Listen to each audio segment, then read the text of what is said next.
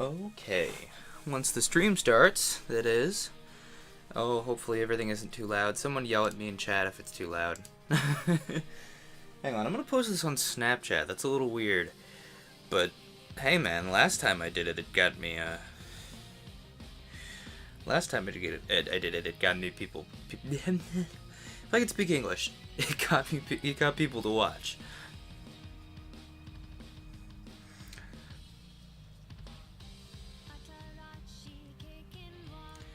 Question of the day, how do you link... Aha! There we go. Twitch.tv/Glacier Nestor.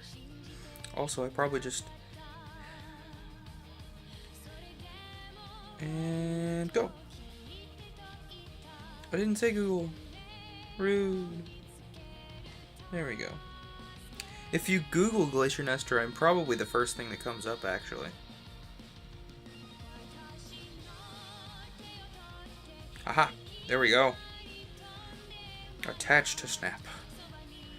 I'm learning how to use these newfangled social medias.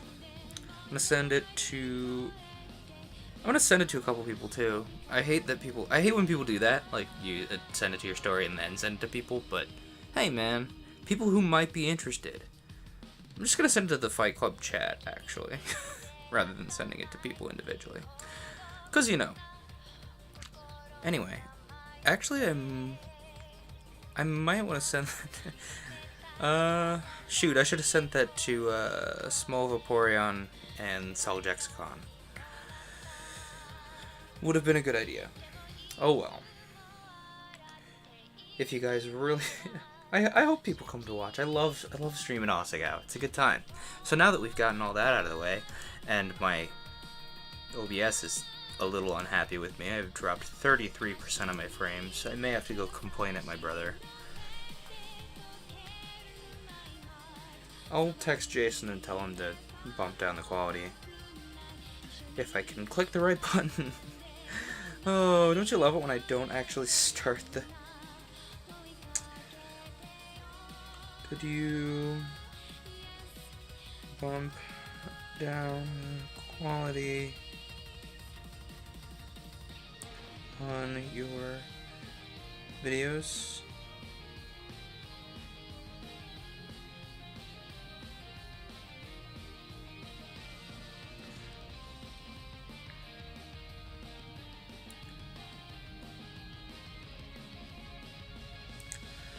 Alright, well, fingers crossed that'll help.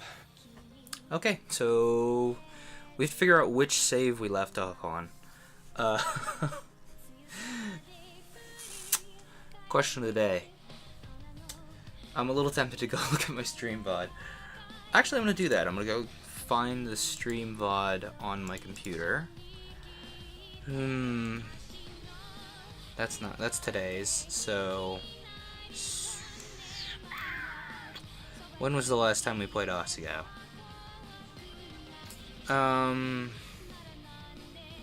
Question of the day.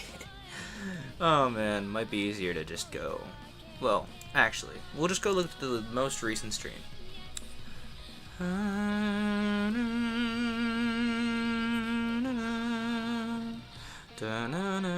That's 20 seconds long, that's not it.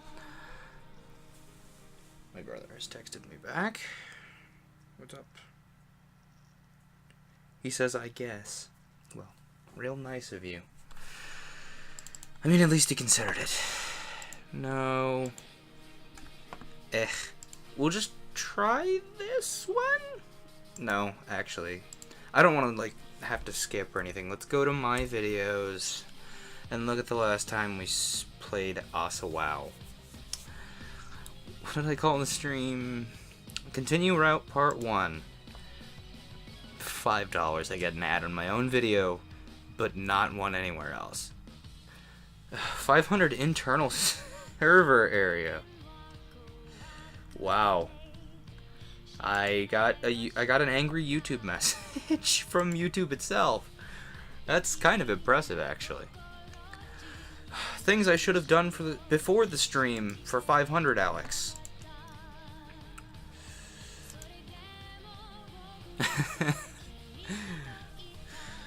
Oh, man. Where did I save the game? Okay, we're in the lunchroom, so I'm assuming that it is friendly competitions. What? Yes, this is where we are. Alright. Finally, we can start. I probably should have put up like my BRB or something. Oh, yeah. We made this decision a little bit ago. Maybe. Or... Oh, no, I was going to leave it on a cliffhanger with this decision. So... Were we going to win their hearts and minds, play defensively, or talk platforms? Also, speaking of decisions, a decision that I let Twitter make for me today was... What kind of tea are we having? And this is something hibiscus. I don't remember exactly what it is because it's from the monthly tea box, but it's something with hibiscus in it. Also, my dog just bumped into the door. Hello. Anyway, so we'll give stream delay a little bit to decide, hey, I do actually want you to see your messages. So we'll wait a moment. And then maybe another moment. And perhaps just one more. And drink some water.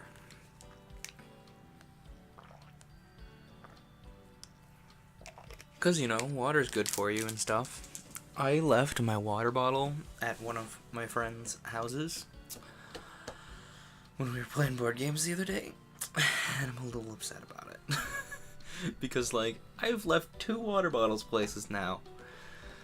I'll eventually get them both back, and then I'll have 2 whole water bottles to lose. Anyway, so I waited long enough for stream delay, and no one has said anything in chat. So I think we need to talk platforms. Paul's eyes glittered. Yeah. I knew you'd see it my way. I didn't like being put on the spot like that. Having to make decisions all of a sudden wasn't my strong suit. Moreover, having to choose between people was not something I liked to do, even if they weren't taking it to heart. As I watched, Paul, Nick, and Josh started discussing tactics for the tournament. What was Josh's voice? Don't remember what Josh's voice was. Well, Nick's really good at grabs for some reason if the other person gets into close combat. We won't be able to tag out fast enough. By then they'll have scooted away. Then maybe I should go in first instead of you? I ate my sandwich slowly and gazed across the cafeteria. Mai and the rest of the Normal Boots crew were laughing about something, and Mai was inching closer and closer to Jared with each passing second. She reached up to tap him on the shoulder and he swerved away to talk to Shane, as if he didn't even notice. Well played, Jared. You think, Hannah? Huh? You weren't listening, were you? Josh sighed heavily, then rubbed his temples. I can't work with this. I can't work with her. Paul wants you to go with him to the interview. Did we already do the interview scene, or do I just remember the interview scene? Hold up. Do we have a save somewhere else after the interview scene? Rainbow in the dark. That's probably not it. I feel like maybe I just remember the interview scene because it's just so... It's the big scene for this route, I think. I know this one is from when I started the continue route casually. And I know I saved at this point because it's just that funny. Anyway. Interview? It's on PB&J, so it's not a big deal. It'll be exactly like hanging out with the guys, don't worry. Paul, I really don't think I should. I'm not good at that kind of thing. Of course you are. Don't count yourself out before you even try. I'm not. I know how I get in front of crowds. It's really not for me. Paul rolled his eyes. Now I'm really like...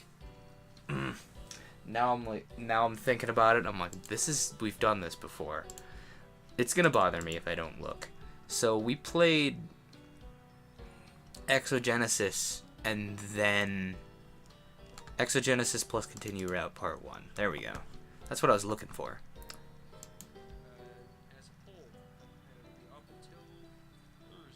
Things I forgot to do include that poll. So anyway, that's that. Thanks for tuning in. We're gonna go say hello to Kevin DDR. So just JK, we did not actually go say hello to Kevin DDR. We just went and raided Kara. Yes, hello. Did you save on stream? We did, and it was right next to friendly competition. I'm good at games. It's this one is where we were, yes. We're not losing any progress, don't worry. What should I do? Interrupt them or leave it alone? Another Twitter poll. Since I forgot to do that Twitter poll already, I can put it up now. Also, there's a raid going on in Pokemon Go, and I don't have enough good Pokemon for it. JK, I'm not going to actually put up a Twitter poll. It's long since past time. I say we're going to interrupt them. Mai crossed the floor without me, turning back to motion for me to hurry up. Instead, I marched straight over, plopped myself down at the hidden block table right between Ian and Jeff, and I started salting my food. Hana? Hello. Why, hello there, friend. Fancy meeting you here. I figured we could all have a friendly chat about the campaign, seeing as we're all in the same boat and everything. Jeff and Ian stared at me. After a second, Ian shrugged, like, alright. You're on your own, man. There goes Ian. He turned away, joining in on a conversation Jimmy and Luke were having about the friendship-destroying effects of Marionette Party. Speaking of Mario Party, the video of Kai and I playing Mario Party 5 is still getting views. It's been probably a year at this point. We need to do more Mario Party, I guess. Actually, that'd be a good idea for a stream at some point when she's over here and feeling like a stream. Or I'm over there, for that matter. I don't know. Actually, that'd be a really good thing for the secret project that we're working on between her and our friends, I guess. Maybe we should just do streaming as that project. I don't know. But I won't talk about it because we have at least a week before we reveal what's going on there. Maybe. Anyway, Mario Party. I smiled at Jeff, watching his mind quite clearly race behind his friendly smile. So, nice interview last night, huh? About that. I held up a hand. It's fine. I'm not going to yell at you or anything. You were completely within your rights to ask those questions. They were only questions, after all. Was I? Of course, this being the case, I hope you can find it in your heart to answer my questions. It's only fair, seeing as you seem to be avoiding interviews in all forms of media. He cleared his throat, gazing just to the right of my face. Yeah, you know, I mean, I don't like how once you say something in the media, it's there forever. If I misspoke, that would go down in history as my opinion. Caps. My opinion. TM. So I've been staying away from it. I sniffed. Interesting. So you won't mind if it's just a private conversation between friends? No, I guess not. In that case... I popped a pineapple cube into my mouth, the sheer intensity of my anger biting me through the otherwise uncomfortable conversation. Why are you even running for president? I really need to remember to make Hana have a feminine voice, because Hana is a nice girl. Why are you even running for president? Let me guess, you want to change the world too? Jeff set down his milk carton with a sigh. This is the other reason I don't do interviews. My explanations for things, they aren't very good. I'm a fourth year and I'm about to graduate. The job market's looking very competitive and I want to get into my top college. I realized that listing a competitive video game club as my primary extracurricular wasn't going to help me much with that. No, if anything, it hurt my goals. So I thought, what's something I could do? Then I saw Jared and Paul arguing in the hallway about posters. Jared was all, the student council doesn't... Ooh, the student council doesn't even do anything. And I was like, you know, he's got a point there. Paul promised a lot of stuff, and he hadn't followed through yet. Yeah, but he's going to this year. Yeah, but that doesn't really matter, does it? He said he'd change things last year and went back on his word. Easy as that. Well, I figured if I could get even a couple of things done, I'd be a better president than him, and it'd look great on my college resume. Everybody wins. We'll see. Honestly, I didn't think he'd care this much, but I guess I committed to it, so I better follow it through.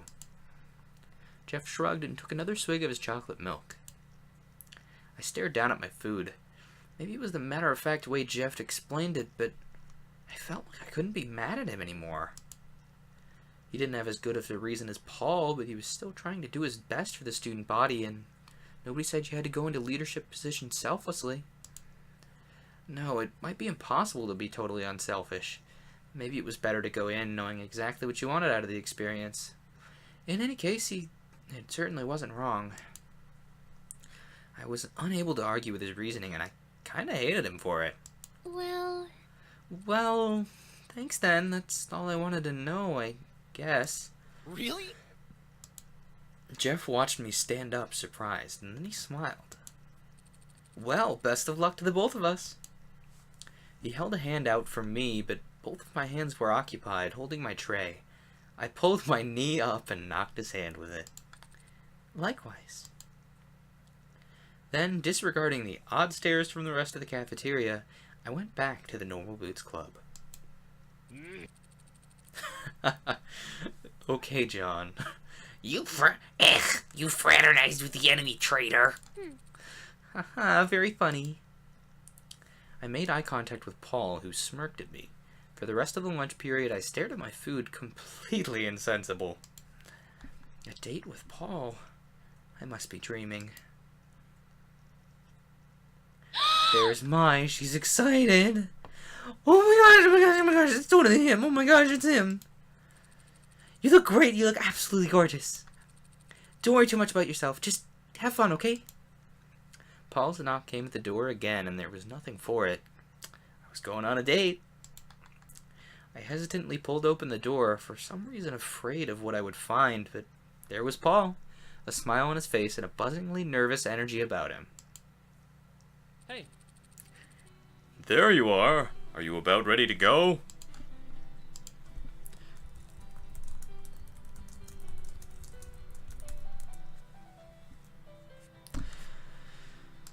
I nodded and then slipped out the door, trying very hard not to open it too much. Unfortunately, I didn't succeed. What's Mai so excited about in there? I shut the door quickly. Oh, you know, Jared. Yeah, she's had a crush on him forever, hasn't she? How'd that even get started? I don't know. I never asked. Once again, a short pang hit me, and I made a mental note to talk more to Mai about her life, not just my own. I wasn't as self-centered as all that, was I? Paul led me out to campus and then headed off in the direction of Higginbonna. So, Higginbonna's got a mall out here, just a small one, but it's where the video game tournament is held, and where most Asagao students hang out. Also, someone scream in chat if this is too loud, because, like, I'm seeing the audio bar, and it seems like a reasonable level, but also my Paul voice is very loud. You'd think, considering the money Asagao brings in, that Higginbonna would have grown by now, but nope. Still a small little mountain town. Stubborn as the mountain, that's for sure. It's a typo. I nodded shyly. Paul was as talkative and friendly as ever, casually pointing out unique features of the local area or giving me small tidbits about the time Nick smacked a mime or the time that Josh garnered the ire of several Russian gangsters. You sure do seem to keep busy, all of you. Paul shrugged. I know, right? Maybe it's the mixture of our personalities, but trouble seems to find us. I swear we don't go out of our way or anything. That'd be crazy. After being around them for several weeks, I found myself wanting to argue, but I bit my tongue. As we entered the mall, I side-eyed Paul, who was glancing around curiously. This was a date, right? Oh, that's still too hot to drink. But that was good. There was no way I was going to ask, though. If he said no, it'd make everything a million times more awkward. But girls and boys going out alone together was definitely a date, right? Disregarding all the friends who did that kind of thing, that was... that was weirdly worded, sorry. Disregarding all the friends who did that kind of thing, that was... I can't say that was correctly. Whatever. This time Nick and Josh weren't around, so... Hey, Hey, there's a really good pretzel place nearby. Want to go get something? Yeah. Sure. He led me around the corner from the main entrance, where a small pretzel shop touted prized cheese dip and extra salt. So, don't tell anybody, but you know that Jimmy from Hidden Block? Yeah. He swears up and down that he isn't related to the founder of this pretzel shop, but my family knows the CEO, and that's very false. I guess they just want him to grow up as a normal kid. It'd be kind of destructive for him to know that he's the heir of a pretzel empire. Wouldn't pursue his own interests and all that. Oh, speaking of Hidden Block, we reached the front of the line and Paul leaned towards me. What are you getting? His closeness was intimidating. He smelled like shaving cream and tangerines. Just a regular pretzel. No extra salt. He nodded. 2 of those, then. I pulled out my wallet, but Paul had already paid the cashier. Embarrassed, I mumbled my thanks. What was that you were saying? Oh, the Hidden Block, yeah. Well, I was thinking about Jeff's plan for the election. Paul screeched at me, holding his hands out like a cymbal-crashing monkey.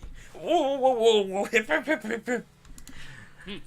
We are not allowed to talk about the election today. Do you understand me? We've done enough prep for the past couple of days. We deserve a break, especially after yesterday. The cashier handed Paul our pretzels with a side of cheese, and he led me over to a dining area opposite the booth. I was trying very hard not to smile like a giggly little girl, but I wasn't succeeding. If we weren't allowed to talk about the election, then this definitely was a date. Paul glanced across the hall, watching people stare into windows and children tug on their mother's arms. So, Hana, what do you think is more important? Honesty or integrity? I almost choked on my pretzel. Paul slammed me on the back with his hand, and I took a large swig of the bottled water I had. Where's this coming from? I'm trying to get to know you better. Well? Was this his idea of small talk? There was nothing small about this. Well, Well, what exactly do you mean by honesty and integrity? Some people would say they're similar. Honesty is telling the truth, even when it's hard, and integrity is, well, I suppose it's sticking to what's important to you, even when it might screw everything up. I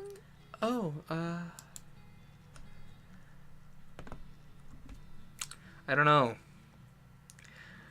I know I would say integrity, even though I'm very bad at it.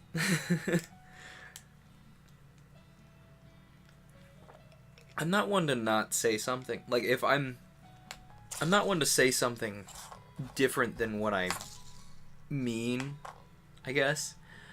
If I'm going to not say something, I'm going to not say it. I'm not going to say something counter to what I mean.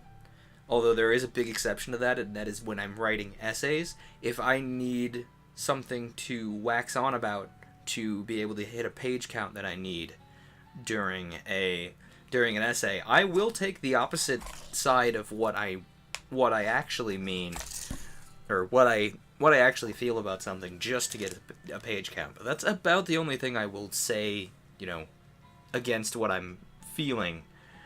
Normally I'm going to either not say anything or say something that I mean. Now, what I mean and how it's interpreted are two different things, and that's something I run into a lot. I will say something and I'll expect it to mean one thing, and it'll get misinterpreted to mean another thing, and I have to back up and be like, no, I meant this thing,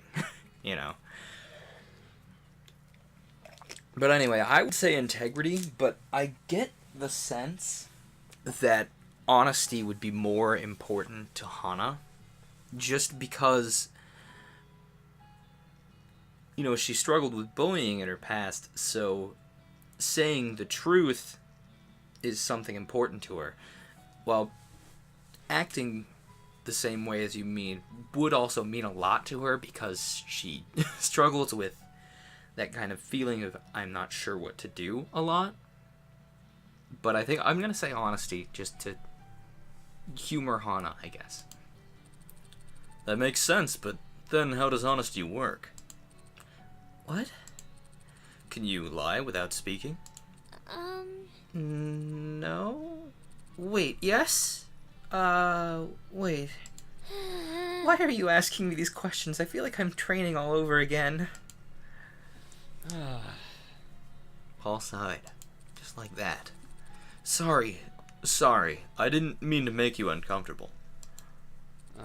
Man, I suck at this. No, it's not that bad. To be honest, he really did suck. What kind of first date had such a hostile atmosphere? I popped the last bit of my cheesy pretzel into my mouth as Paul scanned the mall again. I've got an idea. Come on. He headed off a bit down the way, stopping at some kind of booth with a curtain. Purikura? A photo booth. Come on, get in. I love photo booths. It's really cheesy, but I think they're cute. I think I actually still do have that. Yes, I do. I actually am not all that surprised that I held on to this, but I have a strip of photo booth photos from we went to the movie theater, Kai and I. I don't know. It was cute.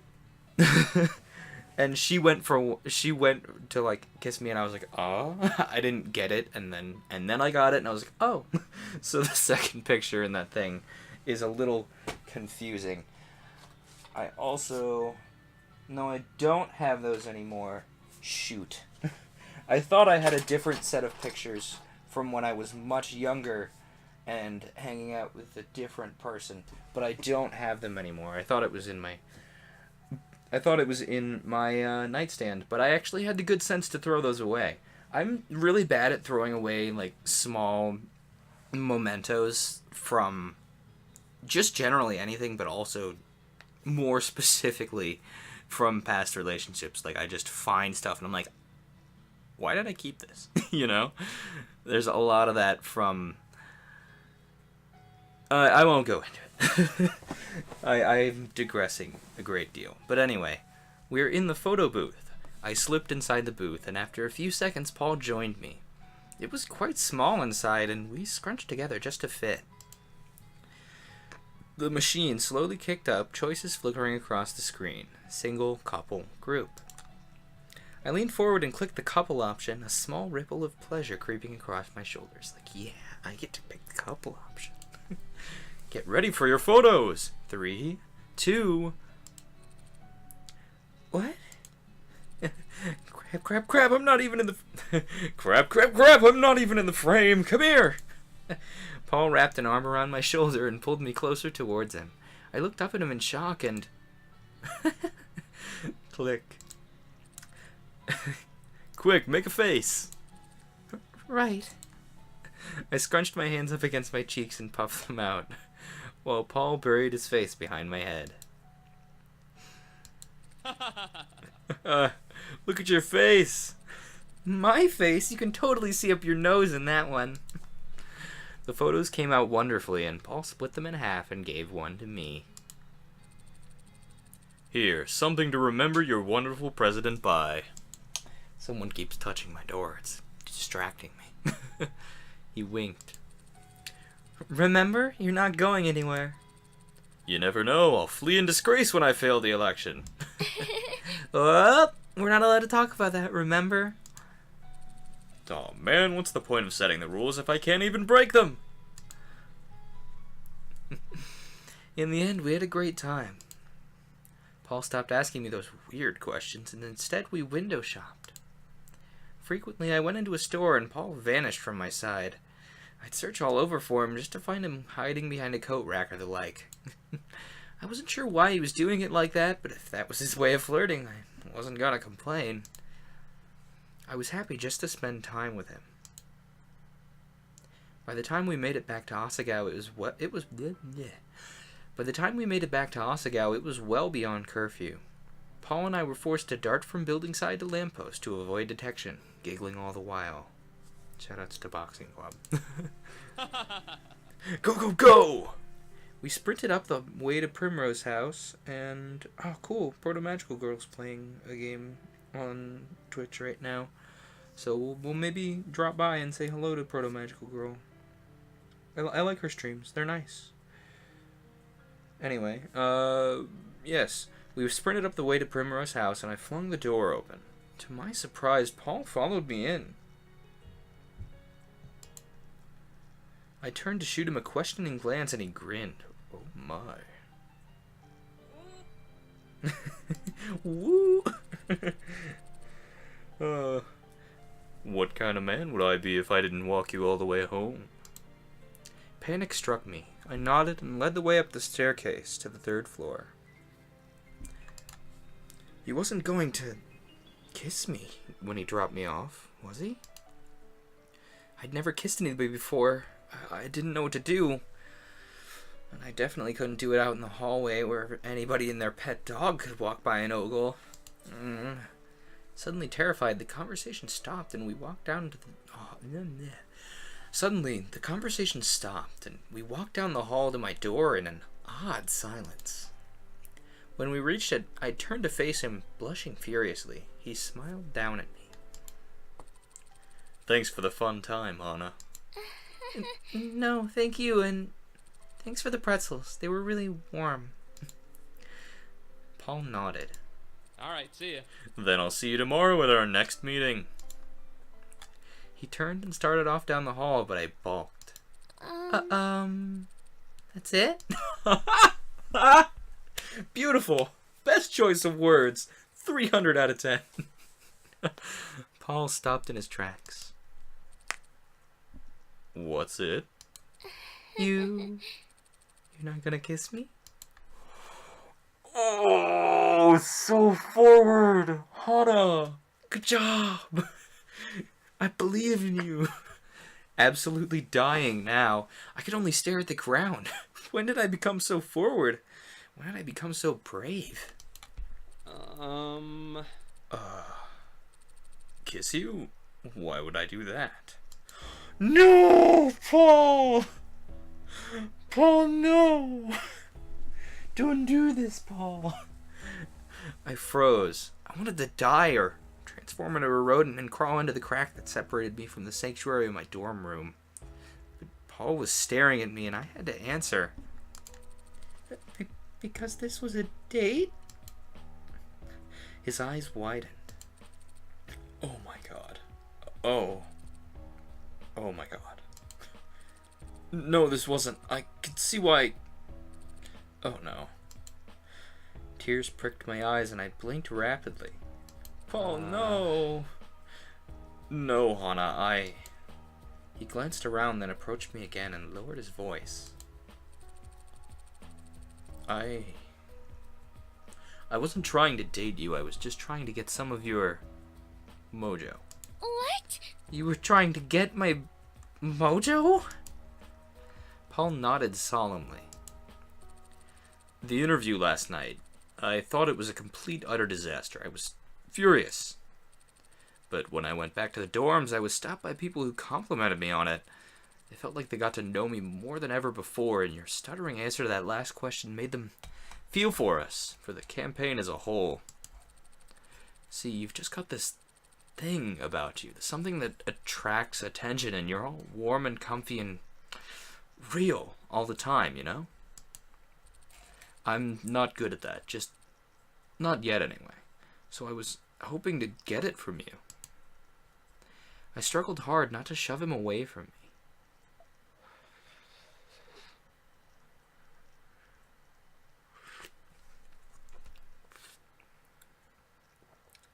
Almost drinkable temperature. Very good.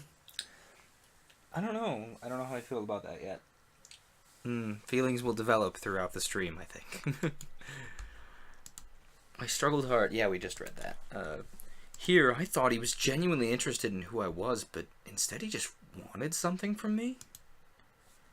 He was trying to get something from me? I buried my face in my hands, and Paul awkwardly patted me on the shoulder. I'm sorry about that. I stepped to the right and his hand fell away. No, it's fine. It doesn't matter. Good night, then. Anna. I stepped into my room and slammed the door in his face, slumping down against it. Mai, who had bounded up to me happily, now flew to my side. Anna. Anna, what happened? Do you want to talk about it? I shook my head. After a few seconds of silence, I heard quiet footsteps outside of our door. Paul had finally left. I love this small, I know, serious moment. I'm sorry. Oh no. Oh no. I love the small animations that are on these sprites though. Like the blinking. And I think in an earlier route we did, the blush is kind of like pulsating. It's really good. Anyway. I hate boys. My side then joined me sitting against the door. You and me both, sister. I spent the next few days desperately avoiding Paul, and the rest of Continue as well, for that matter. Nobody asked me any questions. Either Mai told them ahead of time what was up, or Paul did. Either way, it made me even less eager to show my face back at the table. Instead, I focused on catching up on my schoolwork and tournament practice, two things that had fallen completely by the wayside in favor of helping Paul with his campaign. Hang on. I have not been looking at these diary entries. Let's back it up and read all of these. Doot. The thing is, I know Paul doesn't feel that way about me, but part of me still wants to hold out hope. He touched me differently, or he wouldn't have danced with me otherwise, but I should know better. Jeff running for president? I mean, not that he'd make a bad president, he would. He's a deep thinker and tries to consider all angles of a problem, but I can't help but wonder why exactly he wants to do it. What's so important to him that he wants to run? And again, I don't know why Paul's running either. He wants me to help with the campaign? Why? I mean, I know he gave me reasons, but I still don't know. I get the feeling he expects more of me than I can give, or than I'm willing to give. Paul sees the best in everybody and expects the best of them too, which is wonderful until people can't deliver. Anyway, yeah, I shouldn't read those because it takes away from the moment. But let's read the most recent one because it fits. I'm going on a date with Paul.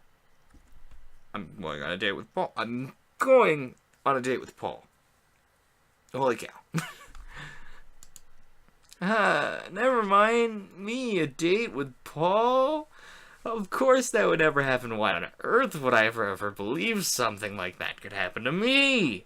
I'm so stupid.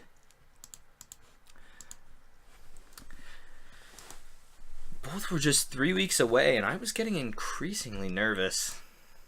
Would I be able to win the tournament in my current state? Would Paul be able to beat Jeff and win the election? Every time Paul crossed my mind, I got cross with myself. Why did I still care about some guy who was clearly just using me for his own benefit? Why was I okay with something like that? Why wasn't I angrier at him? Why did I still care about the things that made him happy? And even more than that, why were new campaign strategies still popping into my head at the most inopportune times? Why did I miss meeting with him and debating strategy? Why did I feel like I wanted to go back? I was taking lunch by myself nowadays, not having the heart to ask Mai to separate from Jared and join me. In a way, it was nice. Peaceful, meditative, without the chaos and the feeling that people were always watching me. I told myself that I was just getting in touch with nature, my inner hippie. I leaned my head against the rough bark of the tree behind me and closed my eyes. Who did the backgrounds for this game? Like, I'm a little worried. Or I'm very interested, rather, is a better word. Also, I have a notification from Twitter. Someone just followed me. Cool. No idea who that is. Come watch me on Twitch. Person who just followed me, please. Anyway, Shizuku wouldn't miss me if I took a little nap, right? Oh, man. I get the feeling we're on the path to worst end right now. Oh, jeez. That was a little startling. Something had fallen from the uppermost tree branch, landing before me with ninja-like agility. I threw my hands up over my hair to protect it, only to hear a rather familiar laugh. Hey, why do you always do that when you're surprised? It's not like I'm gonna give you a concussion or anything. I lowered my hands and frowned. Why on earth? Well, Hana. Nick scratched the back of his neck, searching for words. Oh, Hana. You've been gone from the club for a while, and I kind of... Well, I miss you. I needed some help with my homework, and I wanted to ask you. I stared at him. I'm not even in your grade. Right, but... you're a scholarship student. You clearly know better than the rest of these Asagao peons. Uh-huh. Nick grabbed my hands and held them against his chest in a way that was all too familiar to me. Please, Hana, I need your help. Only you know how to deal with me. Please, everyone just gets frustrated and gives up. Fine. I'll do it, okay? Yeah! Nick screamed and punched the air. Goodbye! Goodbye! I'll see you in the library after class, okay? Don't bother changing your mind. Overly boisterous. I'm gonna give him my, Millennial Mike voice. Yeah! Hi, I'm Millennial Mike, and I like to buy avocado toast instead of a house. I feel like I'm stealing that joke from somewhere. Someone else has got to have made that joke before. But... It was too late. He was off, sprinting across the field and out of earshot. I couldn't change my mind without hunting him down. To the library it is, then. After class, I found Nick just inside the library, standing with a papier-mâché flower in his palm. Hi. Ready to get studying? Yeah, definitely. As we searched for a small table we could have to ourselves, Nick fidgeted nervously, twirling the flower in his hands. We finally settled on a small table in the back corner of the library, secluded and quiet. I took out my books, completely unsure of what to do or where to start. Also, this is another one of the backgrounds that's really good. Like, it just exudes that feeling of high-class private school library. Like, also, this is one of the few things from Asagao that doesn't remind me of my college. Like, yes, the library is this posh, but the layout's completely different, and the lighting isn't nearly as ostentatious. You know, it gives off a feeling of modern money rather than classical money, I guess. Classical expenditure rather than modern expenditure and classical expenditure rather than old and new money, because I know those mean different things. But anyway, I digress. We finally settled on a small table in the back corner of the library, secluded and quiet. I took out my books, completely unsure of what to do or where to start. We were studying the legend of the two kingdoms, in which an ancient kingdom was split into two mirror worlds, and a hero had to unite them, or something. The fourth years, on the other hand, were running some kind of weird democracy simulator. So you said you were having trouble with the judicial branch of government, right? I peered at my books, looking for anything to help me, when something slid into my field of vision. It was the flower. Nick slid the paper flower in between the pages of my book. I took it and I glanced at it. Thank you? No problem. It's because... He flushed. No, it's not a whoa, it's a... It's because you're as... it's because you're as beautiful as a flower. I nodded slowly, setting the flower gently to the side. Anyway... Across the world, democracies can be split into different branches of government, one of which is judicial. In America, people... Nick was smiling at me and nodding, slight giggles escaping him every now and again. So the different branches are necessary because the system of checks and balances is supposed to handle who has the power, so no one person or group gets too much of it. A dreamy sigh fled from Nick's lips. I pursed my own. Are you paying attention? Right, Wow, absolutely. Nick nodded happily. He seemed content to just sit there and look at me, and it kind of made me really uncomfortable. Anyway, I don't think I can help you much more than that. I really don't understand this at all. We're still on basic myths and mythology.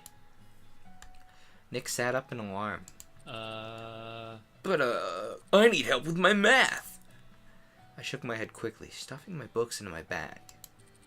I'm terrible at math and geography and, all other subjects, so... Wait.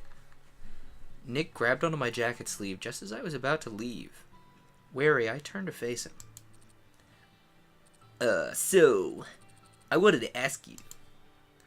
I winced, really not wanting to hear his question. Are you and Paul really dating? I blinked rapidly, like... What? Well, I heard the interview and there are all these rumors floating around, so... But when I asked Paul, he just chuckles and shakes his head, and since he hasn't given me any information, I decided to come to you. He... hasn't said anything about it? About what? Then you are dating him? No! No, I'm not dating him. We're purely platonic. Great name for a Tumblr. I really hope someone has used that, or it is going to use it for an Asagao Tumblr. I know we're more than a year out at this point, so nobody is going to start an Asagao Tumblr, but if you were going to start an Asagao Tumblr, purely platonic. Good name. I shouldn't point downward, because the words are this way on my camera. Let me look. Is it mirrored? No, yes. The words are this way. If I can point... there we go. Whatever. They're that direction. Anyway. I cursed my stupid stutter. I was butting in when it was least necessary, but Nick nodded with childish glee. Oh, good. Good, I'm glad to hear it. That's great. Wonderful. Wow, yes, it's good news. I'm really excited to hear something like this. That slipped into Paul's voice somewhere there. You are? Yeah, I mean, I didn't want romance to complicate the lovely friendship quadrangle we got going on. I think you mean rectangle. See, I could use your help. Sorry, I forgot that I have a very important game to be playing. I tugged my sleeve out of his grasp, and he stumbled out of his chair. Hana, wait! Mr. Murphy, I do think you know the most basic rule of any library in existence. Right. Sorry, man.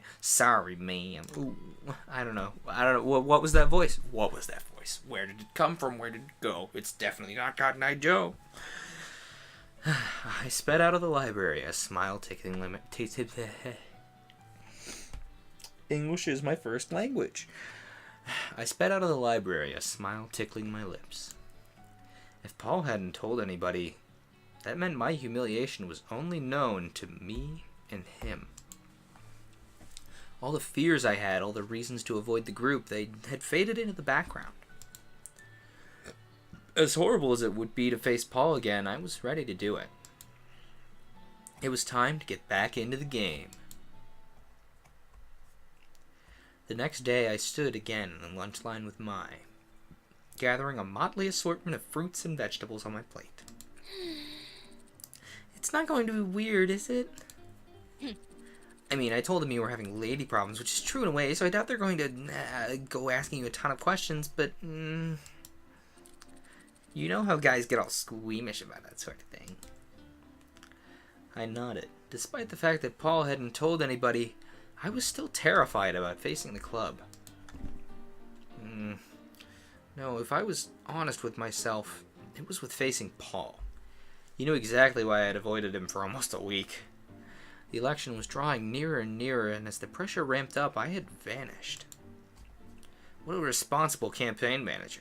If he didn't already hate me for trying to force a kiss out of him, he definitely hated me for my irresponsibility.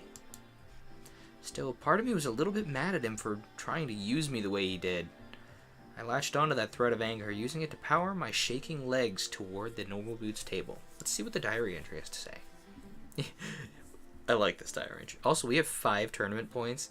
There is no way we're going to win the tournament. Holy cow. Like, unless we get a bunch of tournament points at once, there's no way. Oh my gosh. Dear Diary, Nick asked me to help him study, and then things got really weird. Like, real weird. Is that what Paul felt like when he found out that I wanted to date him? That really only makes me feel worse. Hana, you're back! I was really getting worried about you. That's an awful Gerard, I'm really sorry. But I'm trying to make him really upbeat and cheerful because that's how Gerard is. That's one thing I really enjoy about Gerard, is he tries to be just really optimistic about things. I enjoy that about his content. You know, he's like, oh, this game wasn't too bad, you know? Very rarely does he get angry and vomit on a game, you know? Unless it's, like, truly awful. At which point, 99% of the internet's like, yeah, it's bad. I don't care that you're being upset about it, you know? Are you feeling better? If you needed help, you could have called on me. I would have gotten whatever you needed in a heartbeat. I laughed nervously.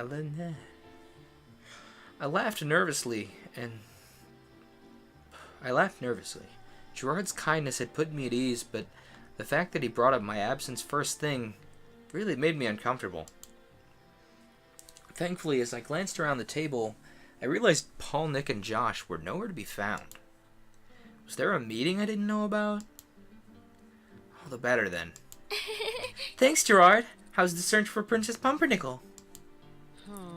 Not good. Not good at all.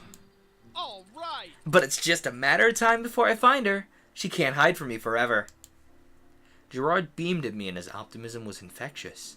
My guard fell, and I slipped back into the steady, confusing conversation that generally floated around the Normal Boots Club table. If I just had enough time, I'm sure I could make a huge breakthrough, but the librarian is really getting on my case.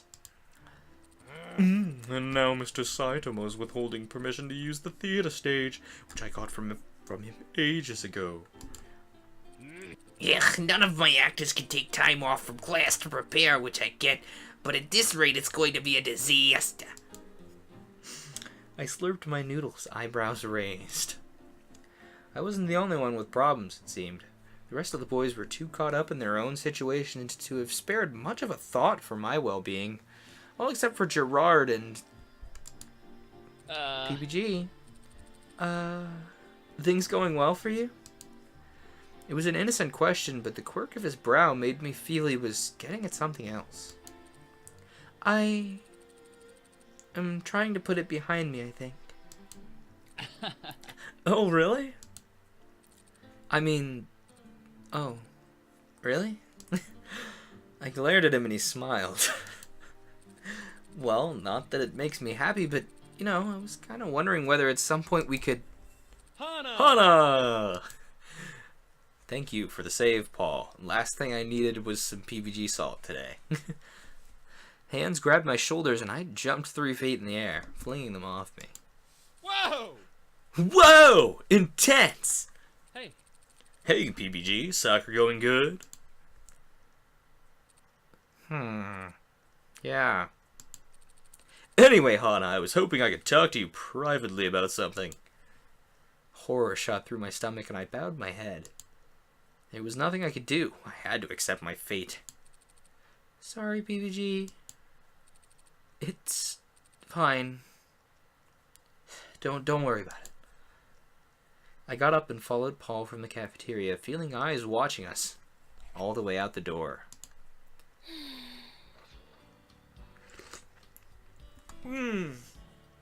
Still warm. Pretty good though.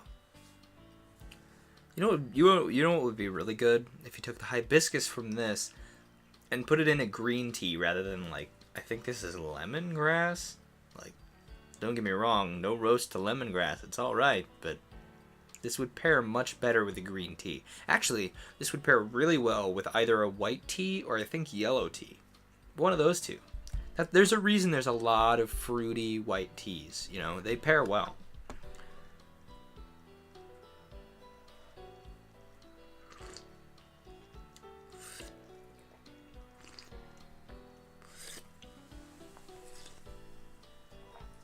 Pretty good. Thank God. I hate it when people stare. I'd have thought you were used to it by now, what with your hair. I put a hand defensively to my bangs and Paul backtracked. Because it's pretty! I guess you being stared at is partially my fault, isn't it? What with the rumors and all. I said nothing. He was getting dangerously near addressing what happened the week before, and the sudden nausea overtaking me didn't make me inclined to speak. Actually, I wanted to talk to you about that. Kind of. He clapped his hands together, then pointed me square in the face. I have a plan. A plan? Yes, a plan. You see, you and I are going to pretend to date. He clapped his hands together again, then handed them out in a large circle. I really hope all of that was in frame. Whoop-bam! My throat caught, but I tried very hard not to be upset. Why on earth would I do that? Was he making fun of me? Or did he genuinely not understand what a completely terrible and insensitive idea that was? Well, the reason people are paying you so much attention is because we haven't answered the question of whether we're dating. Or we have, but no means the same thing as no comment. If we just answer the question properly and tell them we are dating, there's no way they'll keep following you around the way they're doing. Could you imagine if I talked like this all the darn time? My throat would be very upset with me and I'd be such a... I don't know. You could really tell I was hamming it up unless you didn't know me. Maybe I should talk like this in job interviews. Actually, that'd be kind of interesting. Just as like some kind of a power play, like lead with that voice and then kind of like dial it down a little bit. I don't know. Oh man. That's either a really great idea or just a terrible, awful idea. I don't know. The problem is it's really loud. Anyway. The campaign will get a nice bit of publicity and you'll be saved from the horror that is our occasionally idiotic student body. He bowed gallantly and peered up at me through his bangs. right? Sound good? No! No, it does not sound good. When are you going to stop treating me like I'm some kind of thing you can just milk for publicity's sake? Do you not understand that I have feelings? My eyes widened as I realized what I had just said and the ways it could be taken. Wait, no, that's not what I... Never mind, forget it. I stalked back into the cafeteria, Paul trailing me like a duckling following its mama. Hana. But Hana, that's not what I'm doing. You know that's not what I'm doing, right? I grabbed my bag and took my tray to throw it out. Hana! Hana! Explaining nothing, I fled the cafeteria, heading I knew not where. As long as it was far, far away from Paul, I'd be happy.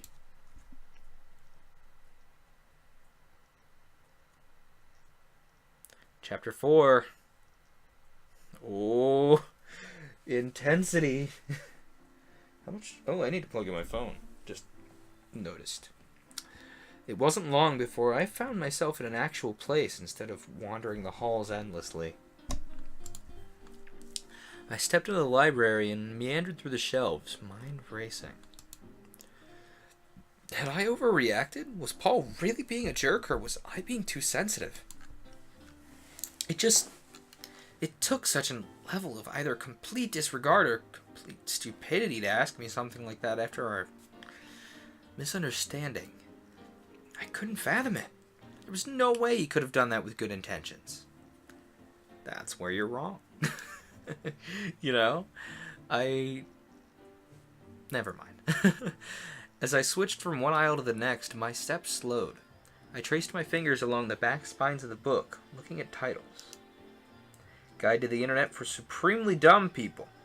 The Hope That Hope Hoped. Ancient Alchemy, as described by an immortal bunny.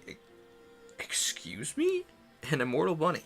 The Hope That Hope Hoped. That sounds like a great young adult novel. Asagawa's collection of books was unique and thorough, and I regretted that I hadn't spent much time here until now. That reminds me, I need to go check out what Ambrose's library has to offer. Oh, hello. It's you again. I jumped slightly. Mr. Saitomo stood next to me, peering over my shoulder. I didn't take you one for interested in the alchemical processes of bunnies, but now I feel short-sighted. He smiled at me, and I smiled hesitantly back. I was hoping I would run into you again. It's not often one meets someone such as yourself. He gestured to the top of my skull. It took me a few seconds to realize he was referring to my hair. You know, I knew a young woman once who reminded me of you. She didn't have pink hair like you do, but she had the same eyes. You wouldn't happen to be a Mizuno, would you? But how... He gave a hearty laugh. Oh. Your mother seemed like the type not to let go of her maiden name. I'm happy to see that hasn't changed. Oh, hadn't. She's no longer with us. To my surprise, Mr. Saitomo nodded, as if he expected this. It's not rare to see something like that in her case. What do you mean? How did you know my mother? The old man twirled his beard, eyes glinting. I taught her flower arrangement in her old school, long before I was appointed to Asagawa. She was exceptionally talented. I remember she wanted to start a flower shop. My father makes pottery, and they sold the flowers in the vases they were potted in. The old man hooted again, slapping his knee. Oh! A clever idea. Clever she was, too. I see you share her intelligence. It would be difficult for someone of your financial status to come here otherwise. I glanced down at my clothes, suddenly self-conscious. It wasn't that apparent that I didn't have money, was it? I suppose it's the curse of the main character, isn't it? Main character? Mai called me that too. He nodded sadly. You can't help the effect you have on the people around you. Don't fret, my dear. I love that. This is just one of the myriad of things that I love about Asagao. But this is very much an epitome of what I love about Asagao. It's a visual novel written by someone who is a big fan of the genre and knows how to toy with the tropes very well. It's a very well written visual novel. And I love that there's these huge nods to, like, the idea that a main character has to be someone supremely special in a visual novel. And I enjoy that both Mai and Mr. Saitomo are the main characters that do that. Because, you know, Mai is already a riff on that idea of the main character's best friend, who is very much a foil. And then you see Mr. Saitomo, who is very much that epitome of the wise old man, I guess. I don't know, I could talk ad nauseum about how I love this game. Even though I've really only finished 2 or 3 routes, which, like, I'm planning to change that, actually, with these streams. Once we get done with Continue, I think we're going to do Satch, and then maybe Jonathan Tronathan. I don't know. I might just do John off stream, because John really talked himself into a corner, to put it nicely. I have an email, $5, it's from my university. It's not, it's from Twitch telling me that someone is live. Thank you. Someone liked one of my Instagram photos. That's cool. Anyway, back to the game. Why does it sound like you're talking in circles? Are you trying to tell me something, or? Genre savvy too. But you don't get it then. Sometimes people find different ways to say what they want to say. Don't worry so much about that boy. I know he's difficult to deal with, but he really has the best intentions. If you can believe in that, you will overcome everything. He nodded sagely, then turned away. You just leaving then?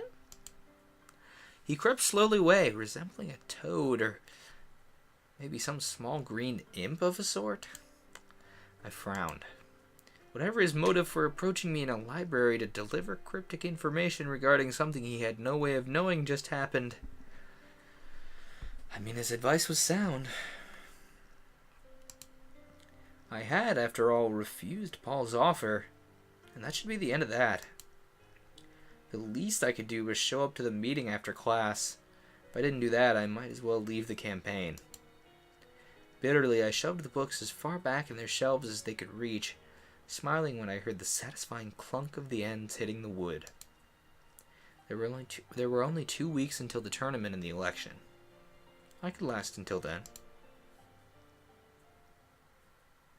I avoided Mai and PBG's questioning eyes all through class, concentrating intensely on the small doodles I made in the corner of my notebook.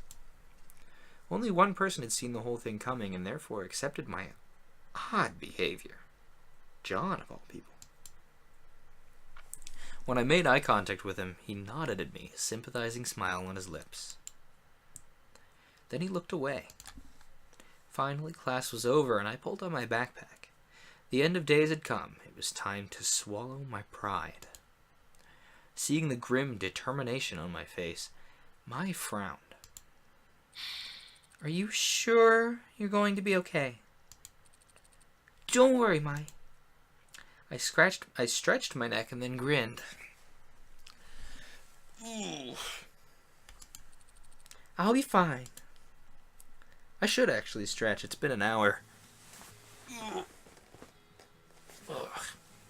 I need to start doing some stretches for my back and get back into running, because I started that at the beginning of the summer and then I missed a week, and I just need to get stretching again because I'm sick of being absolutely inflexible as a board. Anyway, I stood outside the meeting room, heart in my mouth. It wasn't often that I had to swallow my pride, and it wasn't often that I had to face a room full of people and tell them that, although what I meant what I said. that I'd completely overreacted. I swallowed hard. When I entered the room, the three boys who had been discussing something in a tight circle in the center of the room turned to stare me down like the worm I was. Hey guys. Hana! Wonderful! No, it was an awkward stalemate, so it was awkward, so it was more of a Hana. Sorry, important text message. What's her name? I don't remember her name. But, someone else just went live on Twitch. So we have a few options to raid. Except, you know, none of them are playing visual novels. Oh, cool. One of my Ingress Portals review was complete. Hopefully it got accepted, because I like having more Ingress Portals in my life, even though I don't play Ingress anymore. Honestly, I should play Ingress. I've always enjoyed it a little bit more than Pokemon Go. Like, yes, I love Pokemon Go, but part of the reason I do love Pokemon Go is just because it's a Pokemon game, and I have a particular relationship with Pokemon. I don't know... I think I've talked about it on the channel quite a bit, but I won't get into it because we're in a serious moment right now. It was an awkward stalemate. Nobody moved either to welcome me in or shove me out. I closed the door and walked to my usual chair, setting my bag down in its seat. So, I wanted to... I'm sorry.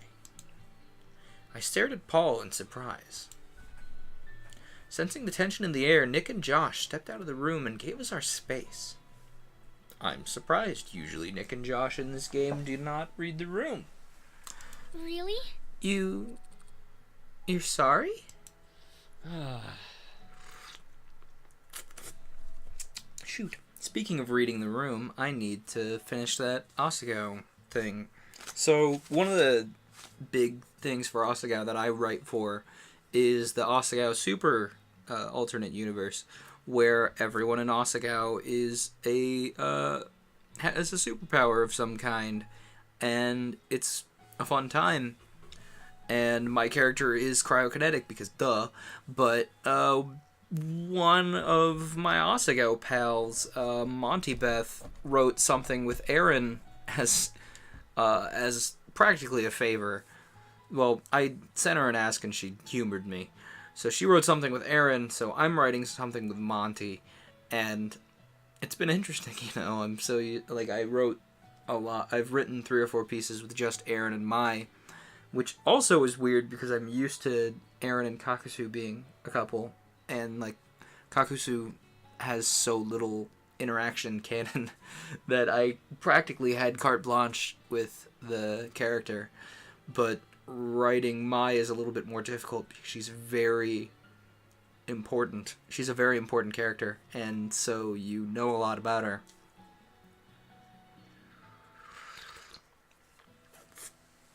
But to make a long story short, I'm writing something with a friend of mine's self-insert character who has a power that I'm excited to write about. I should just muscle up and actually write my own darn stuff, not just use Asagao as a setting. But that's hard. I'll get there eventually, maybe. Probably. No. Anyway, he sighed. I wanted to pretend like your allegations were false, but I realized you were correct. I was using you for publicity, and not particularly treating you like you were a human being or a full-fledged member of the team. Okay, it's really warm in here. I'm gonna turn on the fan. Because I'm very sweaty. Fan. I'm sorry if the fan is making an obnoxious sound for you. Please scream at me if that is the truth. Not necessarily in the comments if you're watching the VOD. Go yell in the live chat is what I mean. Because if you're screaming at me in the comments, it's not doing anything. If you're on here right now, in the here and now, and in the live chat, yell at me. Anyway. There are reasons for this, but I don't think I can tell you why. It would only make things worse between all of us. So for now, I hope you can accept my full apology and my intention to change my behavior.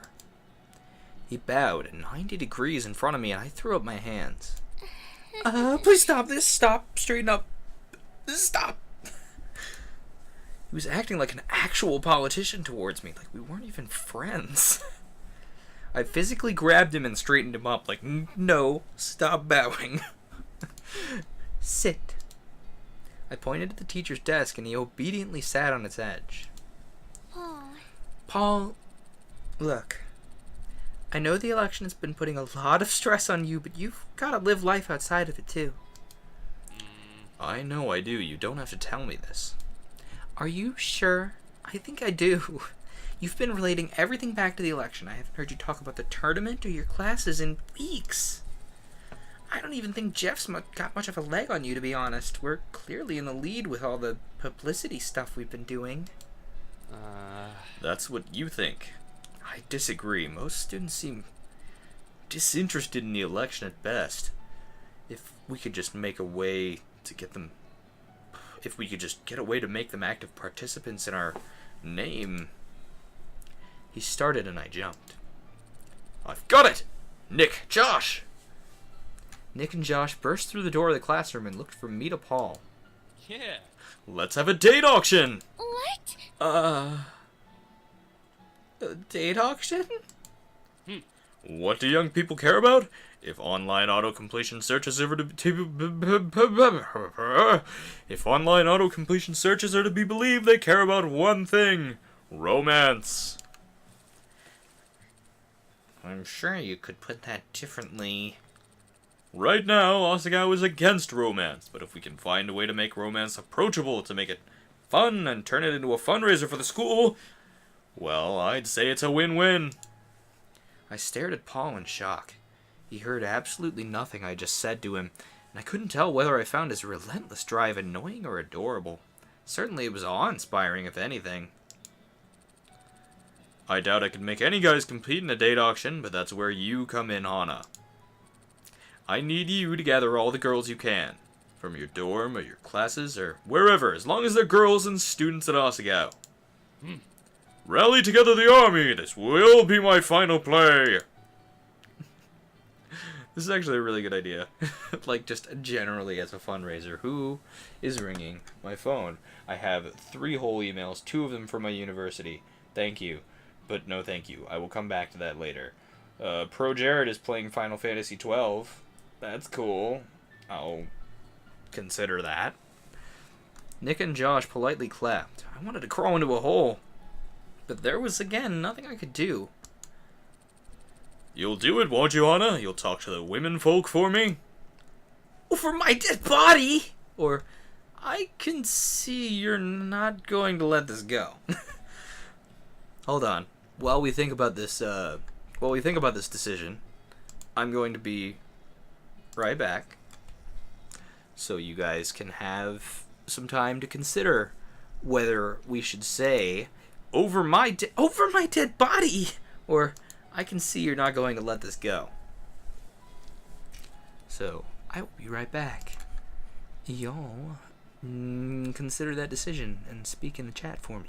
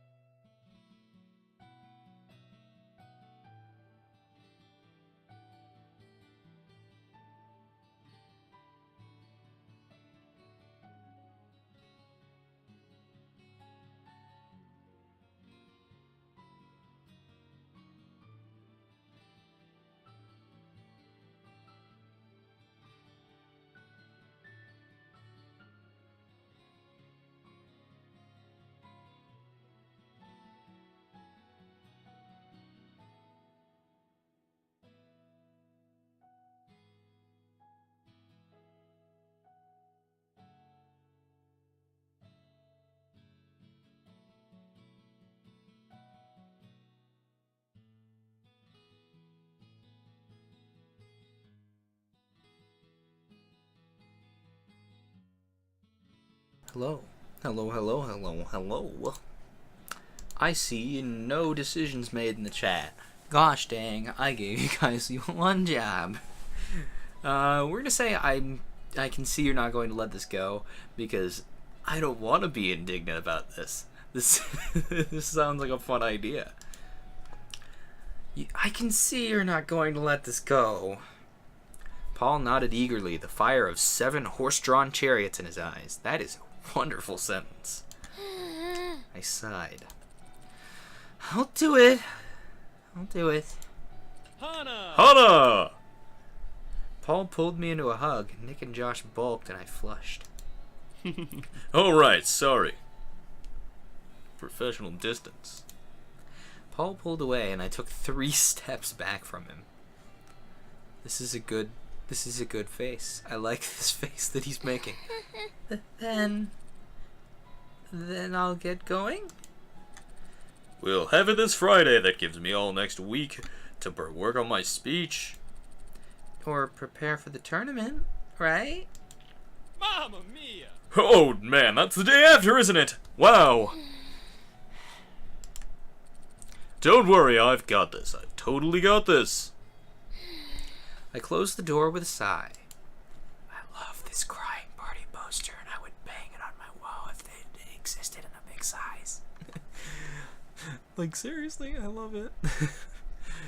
Like, all of these posters here, I've said this, like, every time they're on screen, but I love these posters in the back. Just Oscar Host Club, Oscar High School Host Club. Mondays, Wednesdays, and Thursdays. $5, that includes Jared. Also, has someone done art of that? Like, I really hope so.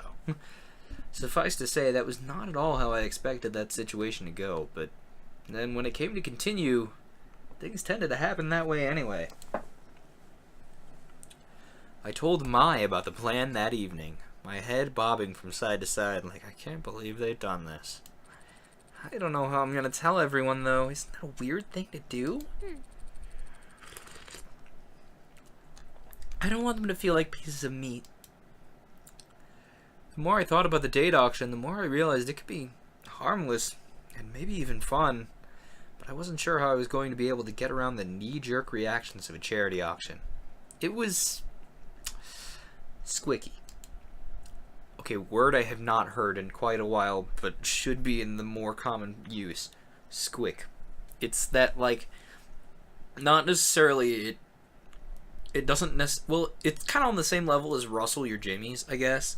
Like, it's a great way to say, I do not enjoy this thing, please do not have it near me, but it doesn't have that, like, connotation of it's actually harmful, as opposed to, like, this triggers me, or this needs a trigger warning of some sort, that sort of thing, or like a content warning. You know, it's not necessarily inherently harmful, it's just, I don't like this, please remove it from my site.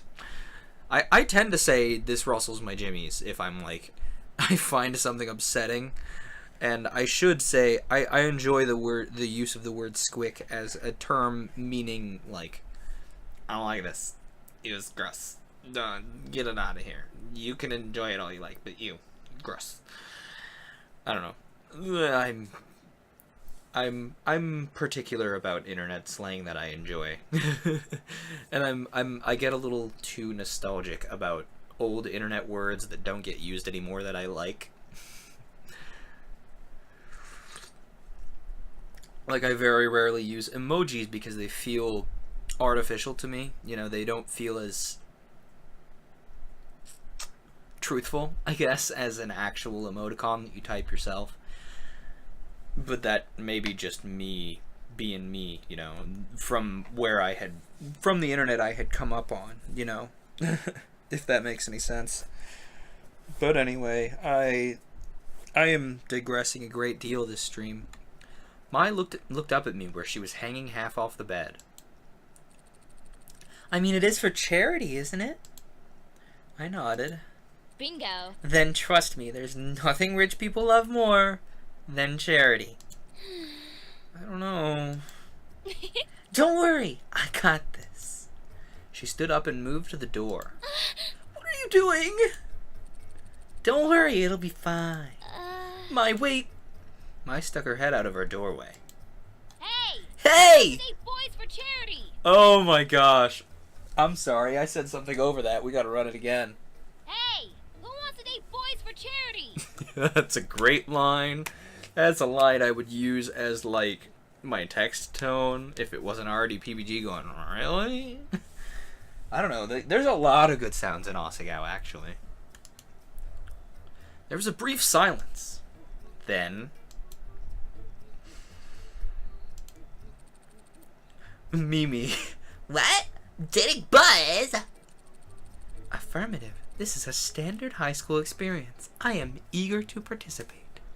That's Kakuzu. I love her. She's my favorite. There's a whole at least character sheet somewhere. There's like a bunch of reference material somewhere that exists for Kakuzu because she's a backer character, and I would love to get my hands on that. I tried to bring it up in stream at one point while we were watching Kara play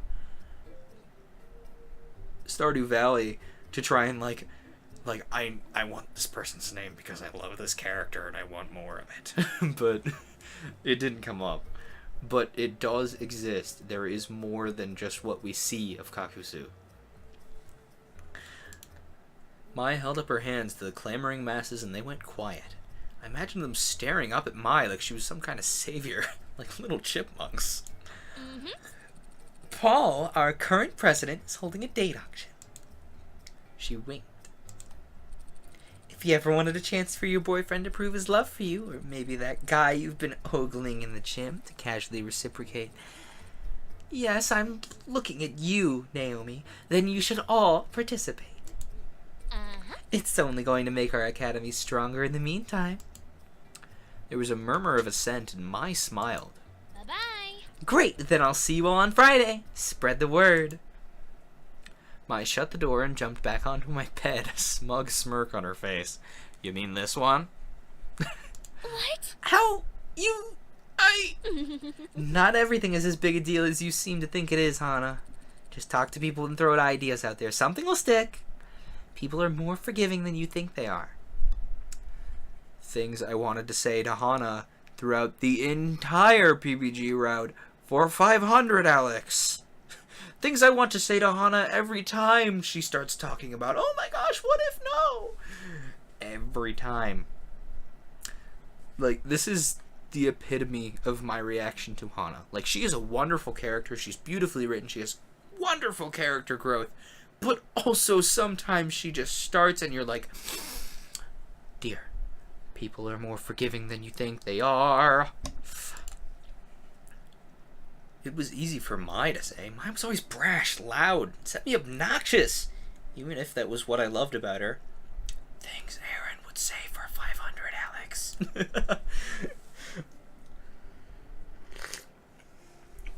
Speaking of things for 500, Alex, there is a Jeopardy app for the Amazon Alexa. And, oh, if you guys have an Alexa that can hear me right now, Alexa, play Jeopardy! Oh, that was mean. I'm sorry. But it won't work if you don't have the skill installed anyway.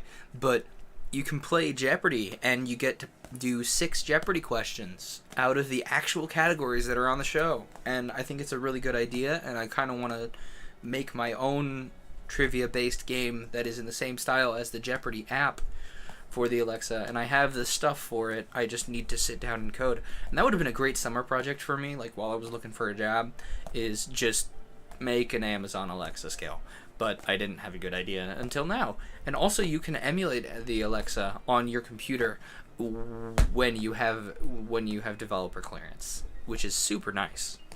Anyway, it was easier for her to be outlandish than for me. People would think it was saying something about me, like I'd snapped or something. Mai picked up my stuffed rabbit and stared at it, tweaking her nose from side to side as if sniffing. But then I didn't really know all that much about her, did I? Hey. Mai, do you have a dream? What?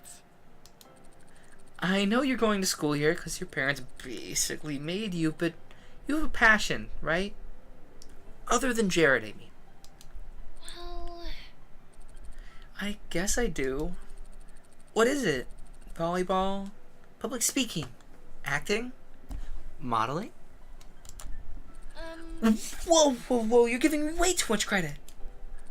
Well, if I had the chance, I'd want to do two things. The first is start up a heavy rock band called the Pardon Mize, where I can play a bass guitar, or maybe a bass, and swing my hair all over the stage like a total beast. Is there... We're stopping. We're stopping to find out if Art of the Pardon Mize exists. I'm opening Tumblr and searching. Because I need to know. Pardon Mize. Hold up. This is going to take a while to load because I'm streaming. There's not. There's not.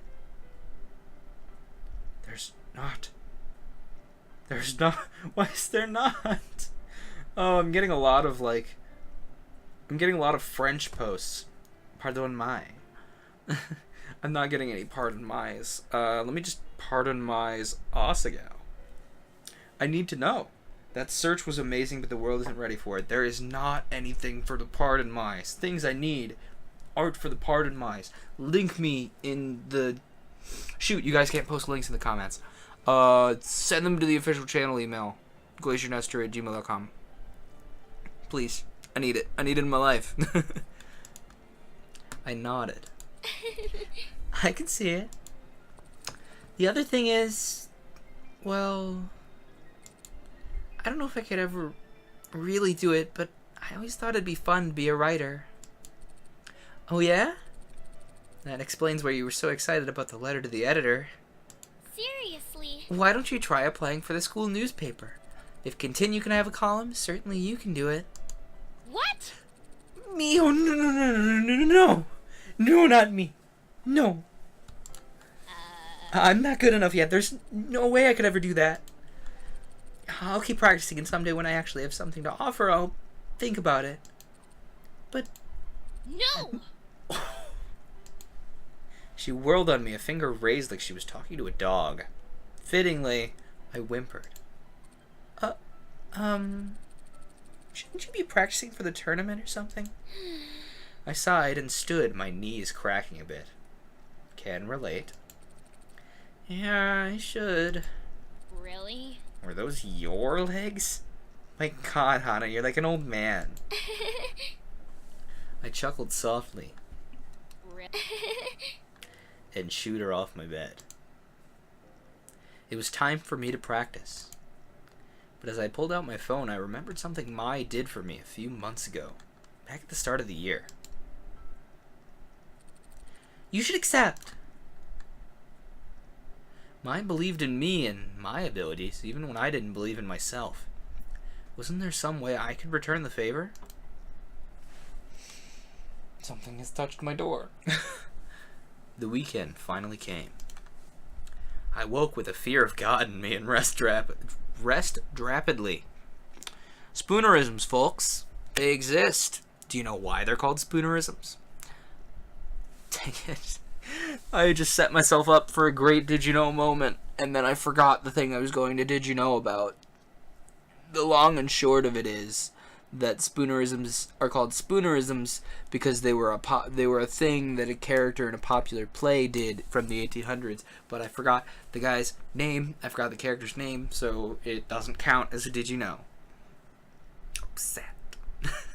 I mean you can Google it yourself though.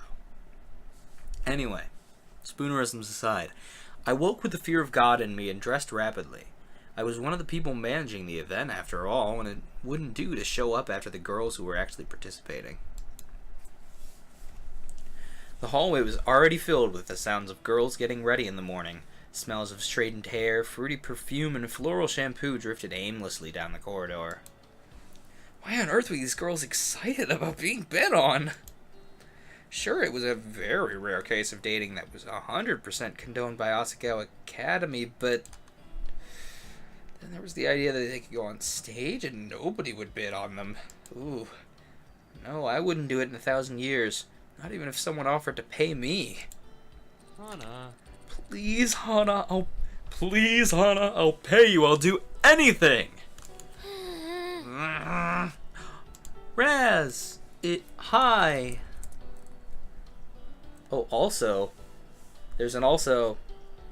Paul. Yes, it's Paul. Yep, we're doing the continue route. Oh, scandal though. Asagao Razzie dates Jeff, not Paul. Dun dun. But wait, didn't Raz date Paul before Jeff? Double scandal. Done. Frank, I love you, dog, but you need to not open the door. Frank, fine. You. Yes. Come here. Hi. Come here. Come here. I know. I'm being real spooky, scary. I know you don't like it. You don't like it when you come on camera, do you? Oh, but you came in, so you have to. Oh, pupper. Oh, yes. Yes. Yes, you hate sitting like this, don't you? I know, pupper, I know you hate this. But you do this every time I stream, and every time you need to be on camera. Yes. Okay, that's enough. Go.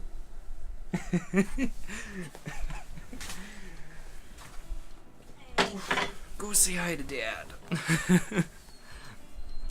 Anyway. Oh. Hana is upset because date auction. I should have known. I should have seen this coming. There was no way Paul would let this opportunity slip by. No way he wasn't going to make his campaign manager show the support by participating in the actual event. Over my limp and dead body. Come on, what are you afraid of? You're a gorgeous girl. Any guy would be lucky to have you. Yes, Asagao Razzie dated Paul and then Jeff. Snap.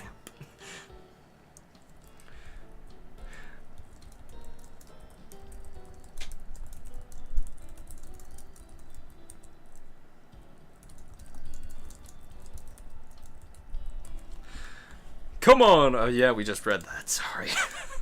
I shot a glare at him and he changed tacks.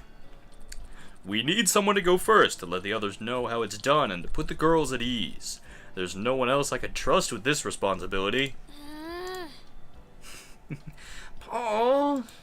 Right? Right? Well, he said that. I didn't need to say that. Run the voice clip again. Right? He turned to Nick and Josh, arms outstretched.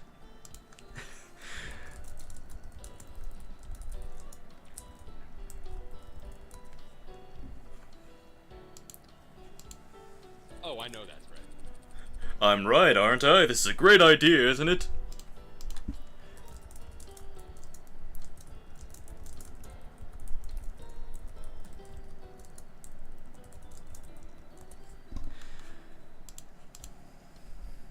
Nick blushed furiously. Do we know who's going to be betting? Any guesses? I wonder. I mean, it isn't a bad idea. I heaved a heavy sigh. I need to watch more continue because I know very little about these three. And how is this supposed to help your campaign exactly? Publicity, of course. Razzie has hit the nose on the head. Have no fear, because I am here. 5 points if you get that reference. Please comment down below if you're watching the stream VOD. I massaged my temples. There was no way he was going to let me out of it. In fact, I could see him literally smacking me over the head and throwing me on stage before I could see him letting me get away with this. Fine, I'll do it. He grabbed my hands, pulling them to his chest in that odd, familiar way of his. Really? Hana, you angel of angels. If you don't win the campaign after this, I will haunt you to your grave. Doesn't that just mean you'd follow me around for the rest of your life? I'm more than up for that. I sighed and made my way behind the platform booth. Also, shoutouts to whoever voted in the tea poll on Twitter.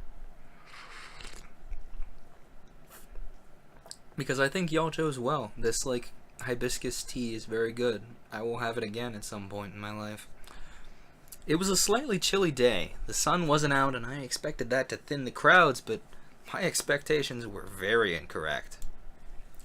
A fair chunk of boys and a handful of incredibly excited girls soon filled the seats, and when 11 o'clock finally hit, Paul took the stage.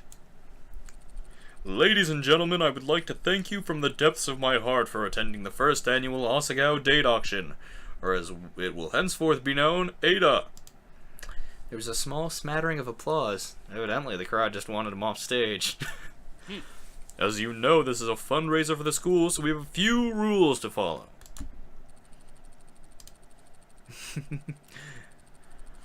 First, keep it civil. Second, raise your hand when you're ready to bid. And thirdly, the participant has the right to refuse your company without explanation, so don't go acting like you're genuinely buying people. This is just a volunteer thing for fun. Do you understand me?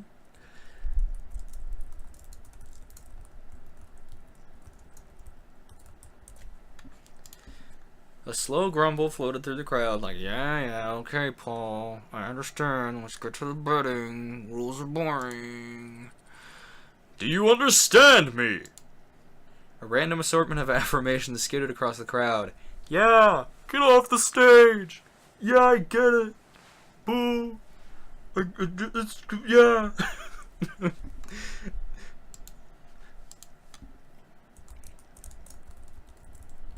I wasn't sure that really counted, but Paul seemed satisfied.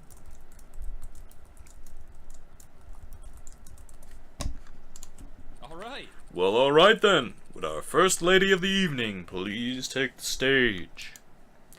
My heart leapt into my throat. What would my father do if he could see me now? I pulled back the flimsy curtain and stepped onto the stage, trying with all my heart to maintain my dignity.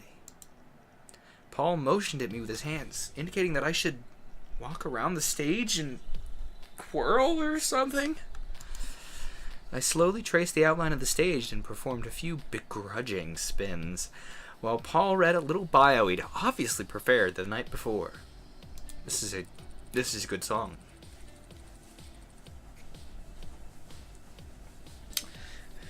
Hana Mizuno, 16, is currently my campaign manager and a potential Normal Boots Club member.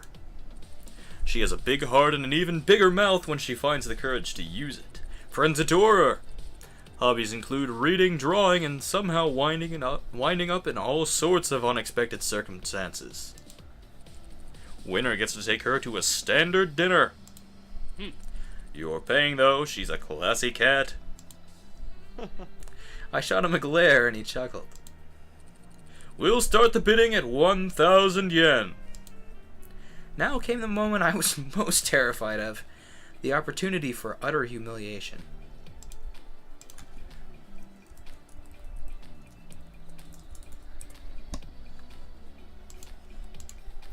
I stood in the center of the stage, hands clasped, eyes toward the floor. Alright, 1,000 yen. Do we have 1,500 yen? Do I see 1,500 yen? 1,500 yen, wonderful! I glanced up in shock, absolutely no idea who would care enough to bid on me, and found Josh with an arm raised, glaring across the seats at another man with his arm raised. Nick! And we have 2,000 yen. Do we have 2,000? 4,000! Whoa! Oh wow, 4,000 yen. 5,000! 6,000! What I had first assumed to be a pity bid soon turned out to be an all-out battle. The numbers rose and rose until the audience itself was gasping with each new offering. Nick pulled out his wallet and started counting the coins in it while Josh started asking the people around him to borrow some cash. 10 yen more. Well, I've got 55. That is a wonderful emote. Jommy boy. I love it. Wait, I found 80. After several more minutes of counting spare yen coins, the tension somehow never dying, Paul slammed his gavel on the podium. Hang on, I need something to hit for sound.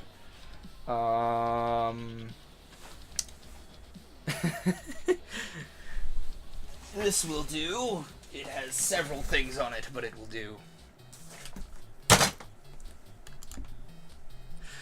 Look, you both win. You can both take her on a date, okay? Just let us live the rest of our lives. Good Hylia. Oh, what the what? But that's not fair! I could have used my mug, I just used my fist on a table. That would have been a good idea, especially if the mug was less full. Too bad. My auction. He pounded the gavel again, then gave me a thumbs up. It was my cue to leave, and I sprinted behind the platform with immense relief. Several girls congratulated me as I dashed through, patting me on the back. But others glared at me. If they had poison, I would have been dead by the end of the day. I crept around the back of the audience and took a seat myself, watching the rest of the auction unfold. Mimi Santos sold for 4,000 yen, getting taken to the beach by a much younger boy. She seemed satisfied. Kakasu, on the other hand, was bid on by a few people, including Aaron. Including one particularly enthusiastic girl, and also Aaron. But eventually bought herself out of the auction. Aaron is crying.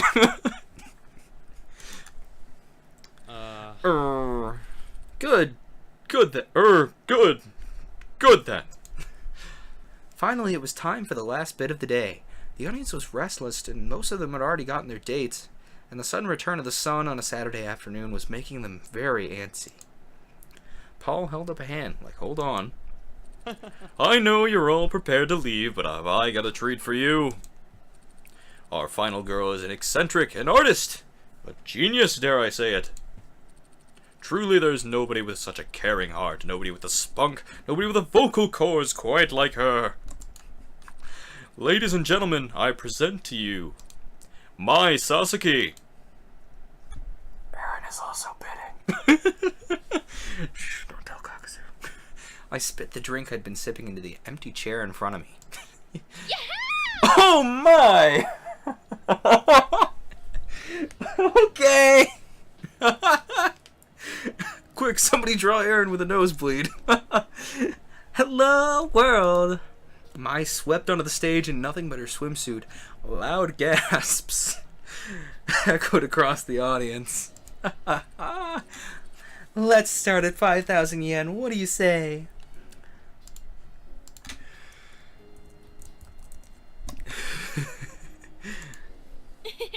She winked at the crowd. Oh. I hope you girls put up a fight this time, too. As I watched in bewilderment, the numbers racked higher and higher. Paul could hardly keep up with the bids that came flooding in. Mostly from red-cheeked girls. Also Aaron. Lots of bids. I had no idea Mai was so popular as a date, but something told me these people had never spoken to her. Mai was an acquired taste, after all. And $22,000! Going once! Going twice! Paul slammed his gavel and then beamed. And we're done! Thank you all so much for your joyous participation, and enjoy your dates! Question of the day. Did they actually mean 22 grand? Or was it just 22,000 yen? Either of those would work. You know? Either of those would very much work, especially given the reaction to Mai.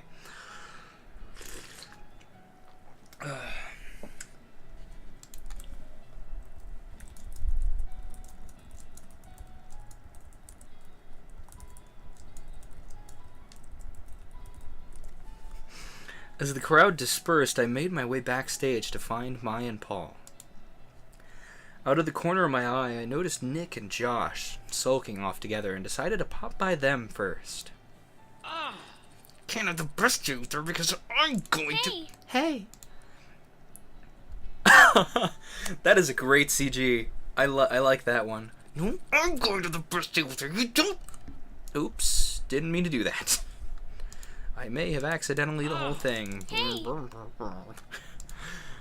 That is great. That is great. Look at the look on Hana's face. Look at the look on Nick and Josh's faces. I like this CG. It's a good CG. They didn't even notice me behind them. Too invested in their own stupid argument. Guys, come on. That's the face she's making while saying that. It's very accurate.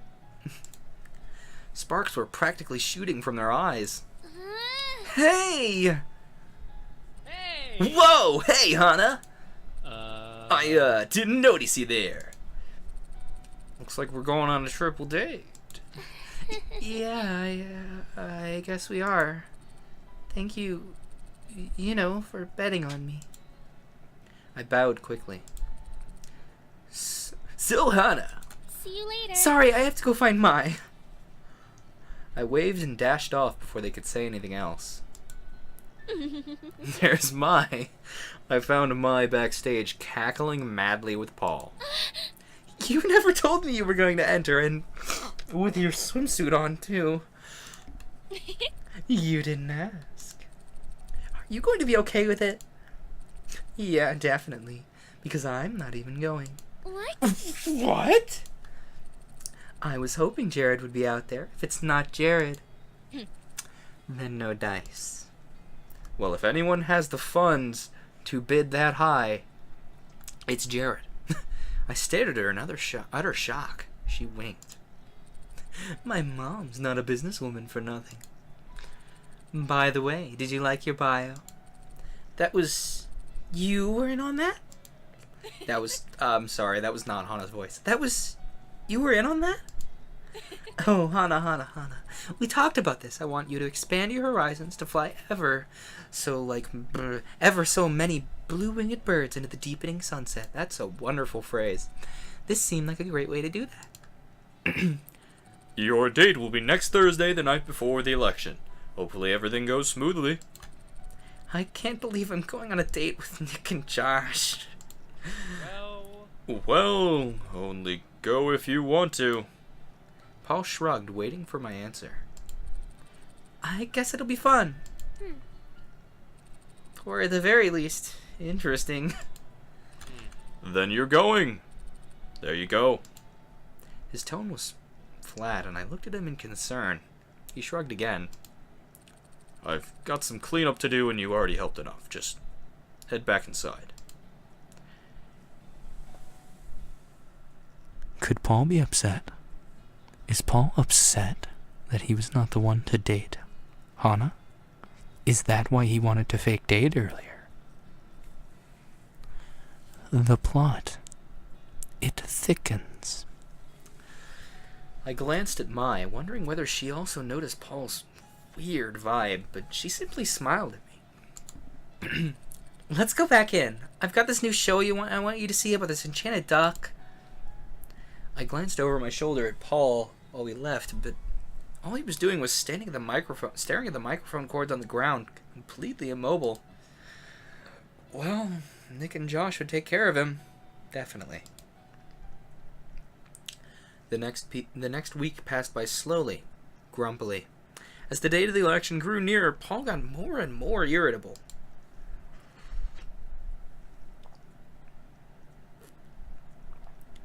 He spent hours drafting his speech and then trying it out on us, changing huge portions of it when he didn't get the reactions he anticipated. Nick and Josh, on the other hand, grew increasingly restless as Thursday neared. Our date, after all, was set for Thursday. So, you're ready for today? Yeah. Yeah, it should be fun. Thanks again for spending on me, I guess. I was worried nobody would.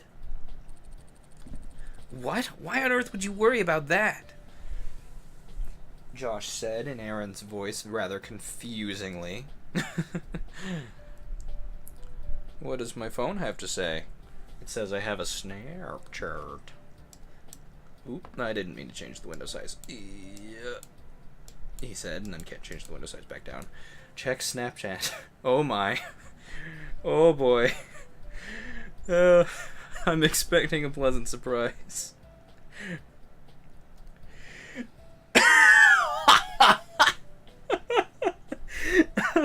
That is wonderful. Oh my gosh. I need some way to share this on stream. Oh, I'm gonna try and hold this up to the camera because you guys need to see this.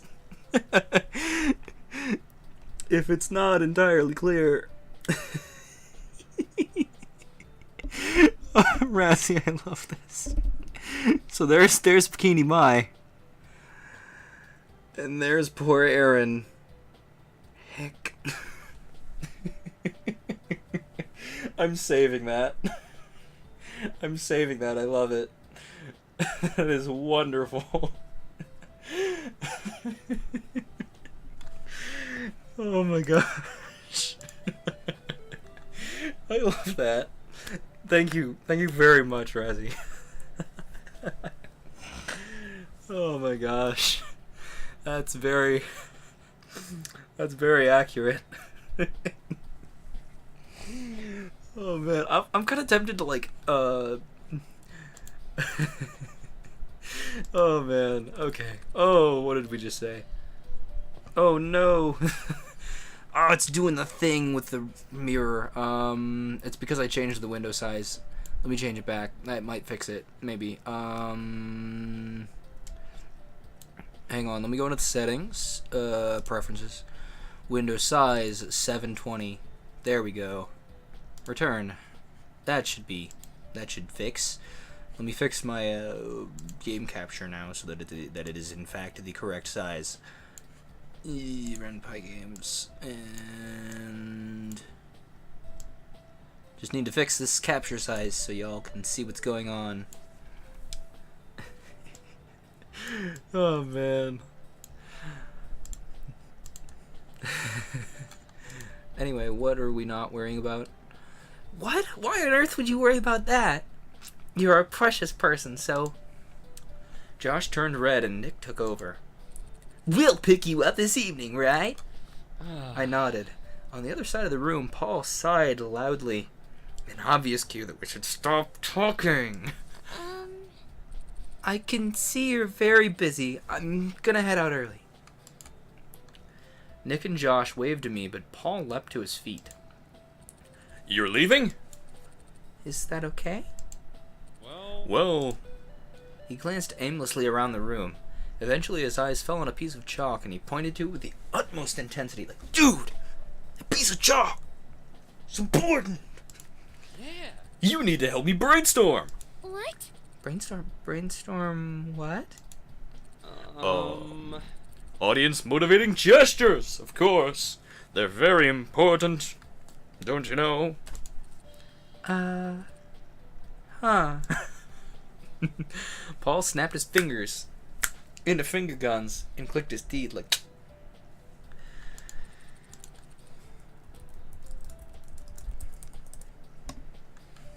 See, I'm hopeless without you. It looks to me like you've got gestures handled. But... I stepped into the hallway, closing the door behind me and headed for my dorm. Wasn't that I didn't want to spend time with Paul, it was just that after everything that happened, I wasn't sure I'd be able to handle it. I had to put my feelings and my emotional health first. When the knock came at my door, I was dressed and ready. I glanced at Mai, who nodded solemnly and gave me a thumbs up. It was time. Hey. I don't know why Renpy does this when you accidentally change the window size sometimes, but if someone could clue me in onto why Renpy does this when you change the window size, that'd be lovely. It's clearly something to do with like a particle effect or something, or maybe just in the process of loading of sprites, because it only showed up when it showed up on Josh last time, but now it's on Nick. Watch me have gotten those names backwards and upset someone. Hey guys, ready to rock? Look at you. You look great! I giggled and did a quick twirl. Thanks! We set off across the campus, heading again for the Higginbottom Mall. It was weird. The last time I went to the Higginbottom Mall, I believed I was on my second first date. My first real date. This time I actually was on my first date. In fact, this probably constituted more of a first date than either of the others, for that matter. The difference was that this time, I was the one void of romantic intent. I was nervous, especially with my suspicion that Josh and Nick had feelings for me that I didn't reciprocate. Part of me even felt that they knew I didn't have any feelings for them. In that way, this date was more like a conciliatory offering, a parting gift of sorts. An expression of regret on my part, I guess. They didn't know I was hung up on Paul, at least I hope they didn't. That would make things quite a bit more awkward for them. No, the best thing I could do was to try to relax and have fun. Hana. Hana, are you okay? I don't know why did I give Nick a Sonic voice? I don't remember why, but I'm pretty sure Nick had Sonic voice last time I streamed this as well. Or was it Josh that had Sonic voice? No, he had the like really loud, I'm Josh. I don't know. Mm-hmm. I snapped out of my reverie. Josh and Nick were looking at me in that way that only meant I had a decision to make. What's up? Do you want Thai or Do you want Thai or Mexican? You pick.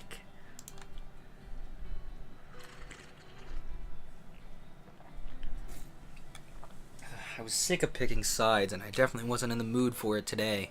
Not today, and not right before the election. And absolutely not right before the tournament. Mexican it is, then. Nick scowled, but for once, he didn't seem like he wanted to tussle with Nick scowled, but for once he didn't seem like he wanted to tussle with Josh. Tussle? Tussle, it's tussle, I'm dumb. Nick scowled, but for once he didn't seem like he wanted to tussle with Josh. Instead, Josh led us inside a colorful restaurant, the interior walls set up like a Spanish mesa. The waitress greeted Josh warmly and with an eyebrow raised at Nick and me, led us to a secluded table hidden far from the windows.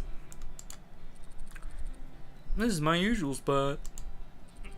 No doubt they're surprised you brought actual people with you this time. Whoa!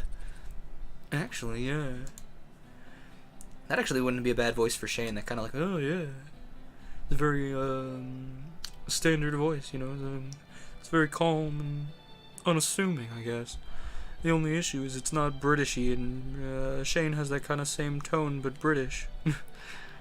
The waitress got our drink orders and was about to leave when Nick tapped her elbow. Like, excuse me, ma'am. May we please get some candles? She raised an eyebrow, but nodded. The customer was always right, I guess. Josh shot Nick a glare and then cleared his throat. So, Hana, please, tell me more about your interests. He leaned forward, placing his elbows on the table. Seeing this, Nick mimicked him.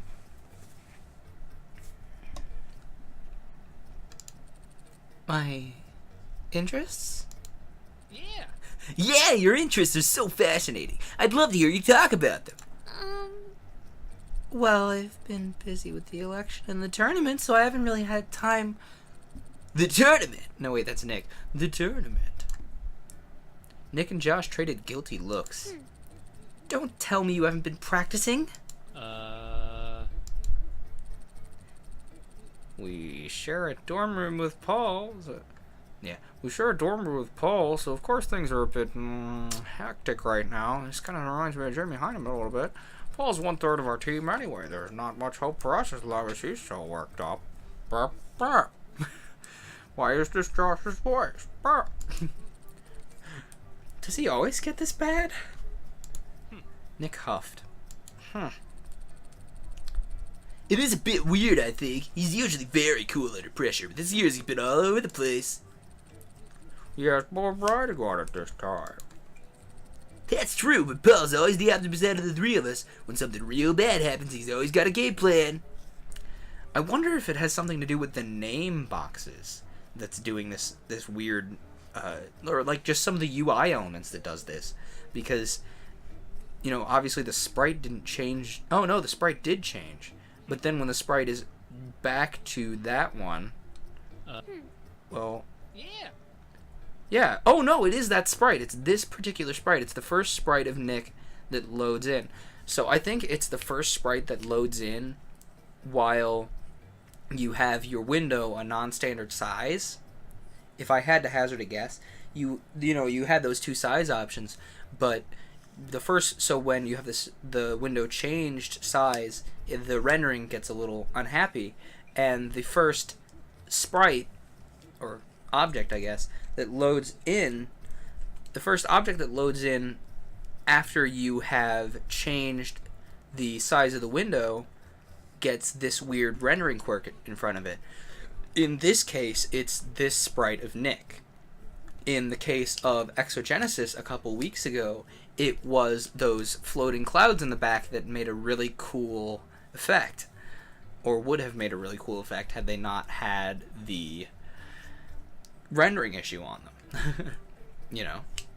So I think it's something to do with the rendering engine, which I have no idea how to fix. I barely do any Python off the top of my head anyway. So, I mean, take notes, people who develop for RenPy, or that. Maybe it's not even just a visual quirk with that engine. Maybe it's just the way Python renders things. I don't know.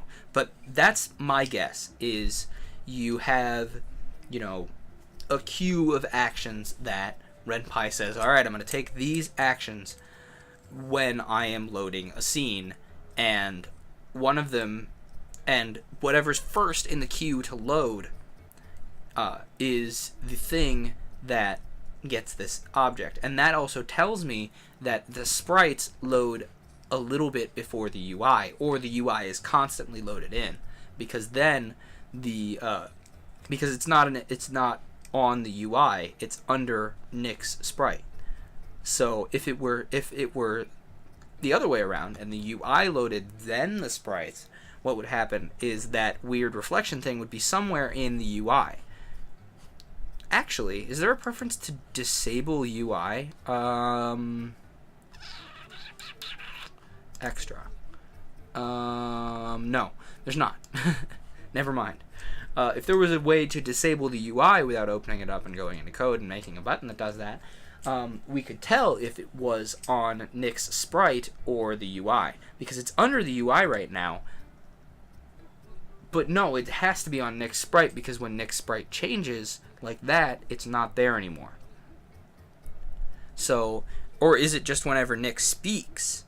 So let's run it back and see, does Nick, Nick speaks there, but his sprite is different. So it is that particular sprite of Nick. So it's on the sprite layer. The sprite layer, so to speak. So I guess we've learned something about Asagao without ever looking at the code. Or maybe it's whatever loads last. Either way, it's one of those two. It may be actually whatever no, it's whatever loads first, because it didn't happen until Josh's sprite changed earlier. So it's whatever loads first. So we know that the sprites load in before the background and the UI. Neat, huh? Also, I've heard that the people who wrote this game also programmed this game, and it's a bit of a mess, according to Kara. I haven't looked at the code myself, but that makes me a little nervous to look at it. Plus, I may have to actually reinstall a Python compiler, which I don't know what I want to do. Anyway, back to the story. Now that I've digressed for about 10 to 15 minutes. That's true, but the Paul's always the optimist out of the three of us. When something real bad happens, he's always got a game plan. Recently, he's been... Yep.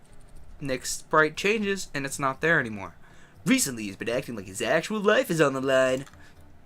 The waitress came back with our drinks, and I sipped my pink lemonade happily and ordered my meal. Did you know?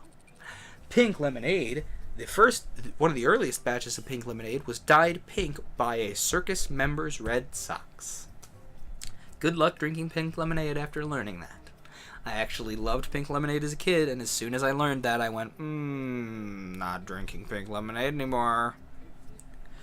We'd like an appetizer too, if you don't mind.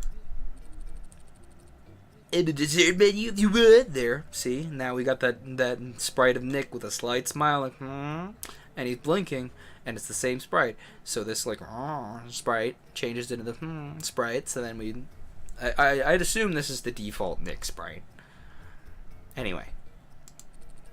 Guys, I'm not sure I'll be able to eat all that. I mean, you can order it for yourself, but...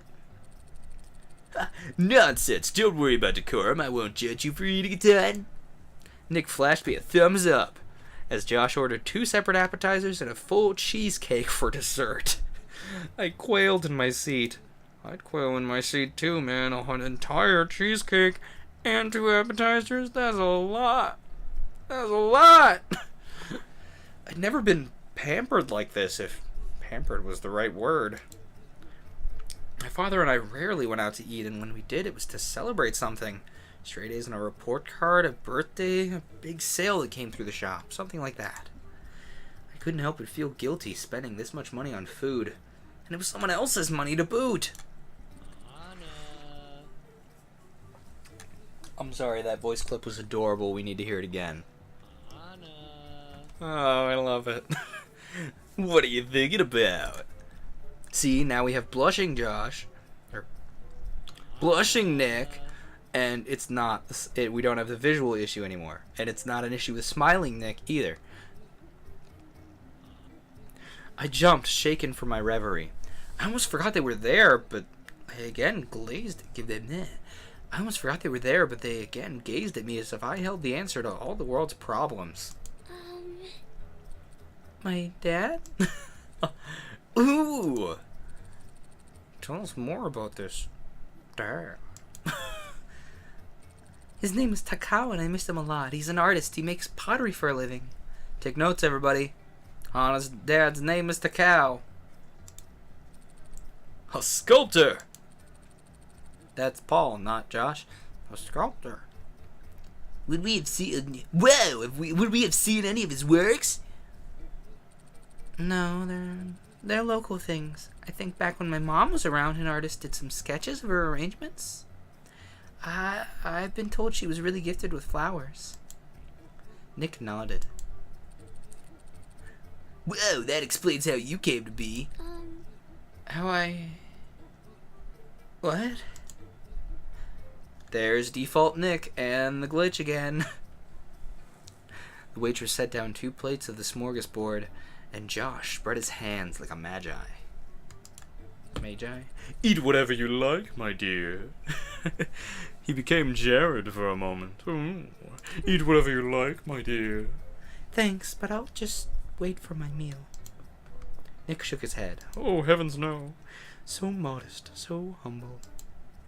Increasingly uncomfortable, I was relieved when my food arrived and Nick and Josh's odd questions and commentary were put to a stop. All of us were starving, especially since we skipped our regularly scheduled academy dinner. The food was pretty good, and I managed to eat about half my plate so I could save the rest for a snack or a dinner I'd missed. When the waitress came to take the plates, she set down a rather large complete cheesecake. At this point, even Nick and Josh realized the error of their ways. She slid the check between Nick and Josh and went on her way. Josh grabbed it and dragged it toward him. Of course, I will pay for everything tonight. We should not have a bill. Of course, I'll pay for everything tonight. No. I will pay. The lady deserves only the best after all. He pulled the check towards him. But I've already claimed it. Back to Josh, and then to Nick, and back again. I sipped the last of my drink as the check turned to a blur between them. Eventually they agreed to split the bill and then had a lengthy argument about proper tips. You see, Josh scrawled a large 5 and then 3 even larger zeros after it. I like to treat service workers well because I treat even the people who are not close to me like they're valuable human beings. Nick followed suit with the same number. I don't like to brag about how much I tip. I like my actions to speak for themselves. It was the most taxing hour I had ever experienced. When we finally came back to the campus, they both clamored to walk me to my room. Let me, I'll do it. Whoa. No! No. That's not necessary. Thank you. But you're a lady and Whoa, but you're a lady and a gentleman should... That's quite alright. I need to go get something, so please go on without me. But I insist. You guys aren't listening to me. Stop. With that one statement of fact, both boys snapped straight. Right. Thank you so much for joining us on the day, Hana. Yes, that's really appreciated. Whoa. But I appreciated it more. Just go! The two jumped, and seeing the look on my face, saw sense and set off down the walkway at twice the usual speed. I sighed. I liked them both. Really, I did, but I could barely handle the one of them. There's no way I could handle the two of them together, alone, especially without Paul's help. The wind rustled through the leaves around me, almost sounding like a person walking by. I sighed again. Even now I thought of him. I stumbled towards Poppy in the ever-deepening darkness, tired thoughts floating before me like petals. Why did Nick and Josh both like me? Why? I hadn't done anything special for either of them, at least not enough to deserve such intense feelings. It made me uneasy, especially since they could tell I wasn't interested. They really couldn't tell that I wasn't interested. But that was no reason to not spend time with them as friends, as long as it wasn't awkward and they understood that I didn't feel that way. I didn't reciprocate. These were the thoughts racing through my mind when I heard something clatter on the ground behind me, and I whirled around. No! Oh! Hana. Fight, Hana. Don't you dare come anywhere near me, I'll kick you 3 ways to China. Oh, it's Caddy. It's just you. A trembling Caddy stood in front of me, cradling something shiny in his arms. Oh no. Are you okay? You don't look so great. Hana, please don't tell anyone about this. Confused, I drew closer to him, the objects becoming clearer as I did. Oh no! Don't worry, I'm out of your curfew too, so I'd also... I stopped. The objects in Caddy's arms stood out to me in sharp relief. Caddy was holding guns. This is a good time for serious music. I stared at him, not daring to move. Well, you see, well, it's not really what it looks like. These are for... I use them for... I couldn't hurt anybody with my promise. I only heard games with them. Games. Yeah, if it's really good, I send it floating up to heaven. It's absolute shite. I torch it with a laser. It's not... You have guns.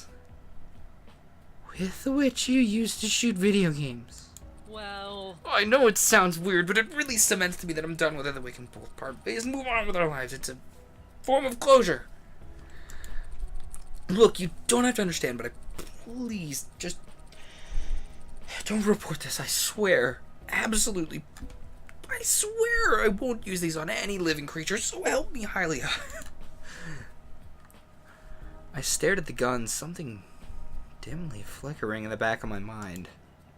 If I wanted to, I could use this against Jeff's campaign, couldn't I? Oh no!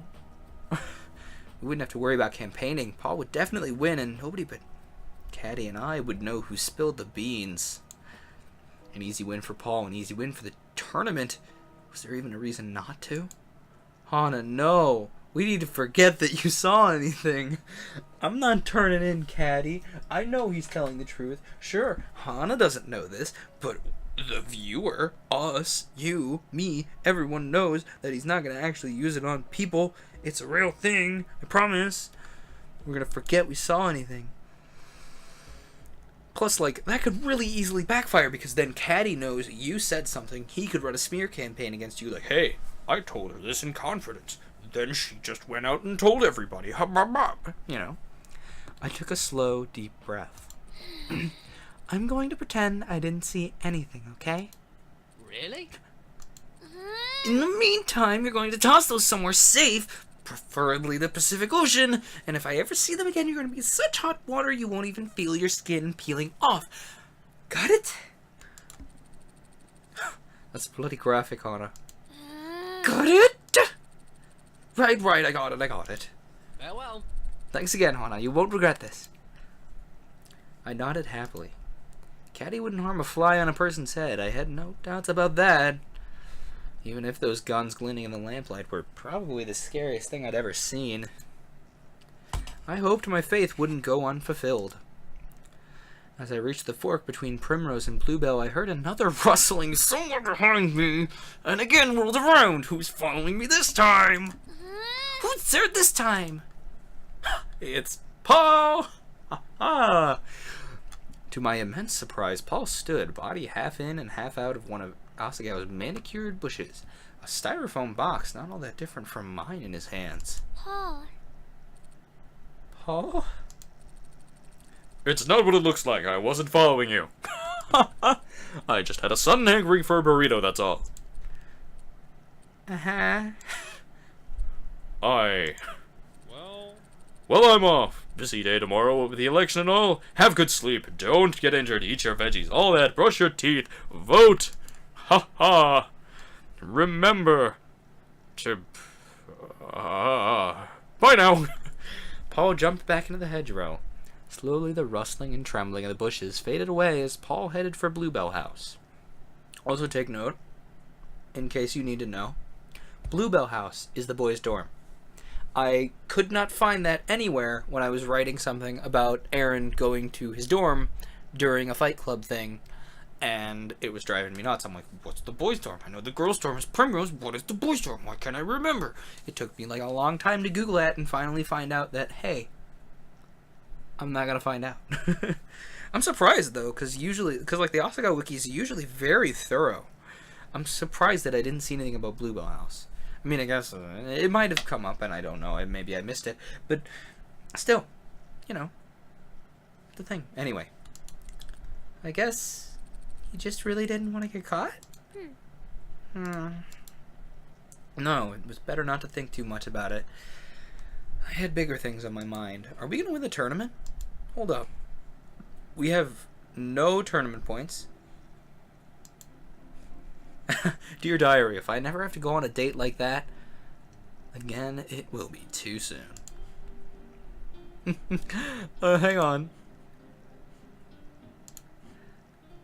This is this is the best reaction to the what is the word I'm looking for? The thing that just happened, the auction that made Aaron nearly die of blood loss. You know, some people probably dream about having men fight over them. Maybe not in a bid war necessarily, but fighting for their affection. Those people, They're idiots. if I never have to go on another date like that, it will be too soon. Okay. Let's put aside the whole Paul being a super creepy stalker thing for just a second. Caddy has guns! Why would you do this, Caddy? Why? The sun had barely risen that morning, the day of the election speeches. I changed clothes hastily, hard at my throat.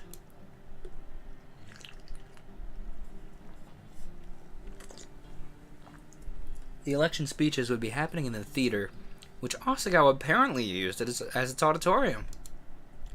It wasn't a mandatory attendance type thing, and given the early hour of the speeches, so they wouldn't interfere with classes, I had a feeling the people who only really cared the most would show up.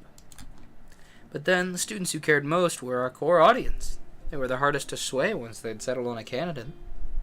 They were the ones who were actually going to bother to vote, and whose opinions would be sought when the day came. It was important for Paul to win them to his side, but he was trading on faith. Faith that wasn't very steadfast after last year. As I crept to the stage, Jeff raised a cheery hand towards me, like, "Hey!" I stepped past him and up to Paul, who was sitting in a chair, head in hands. I don't know. I tweaked this speech so many times, but I don't know that it's going to make The impact that I want. I glanced around. Nick and Josh were nowhere to be found. Seeing my wandering eyes, Paul sighed. That's not the right voice for that. That's not like my narration voice. That's my Paul voice. Paul didn't say that. Seeing my wandering eyes, Paul sighed. I told them to come later. I wanted plants in the audience to laugh at my jokes. Just in case. That's not the worst idea you had.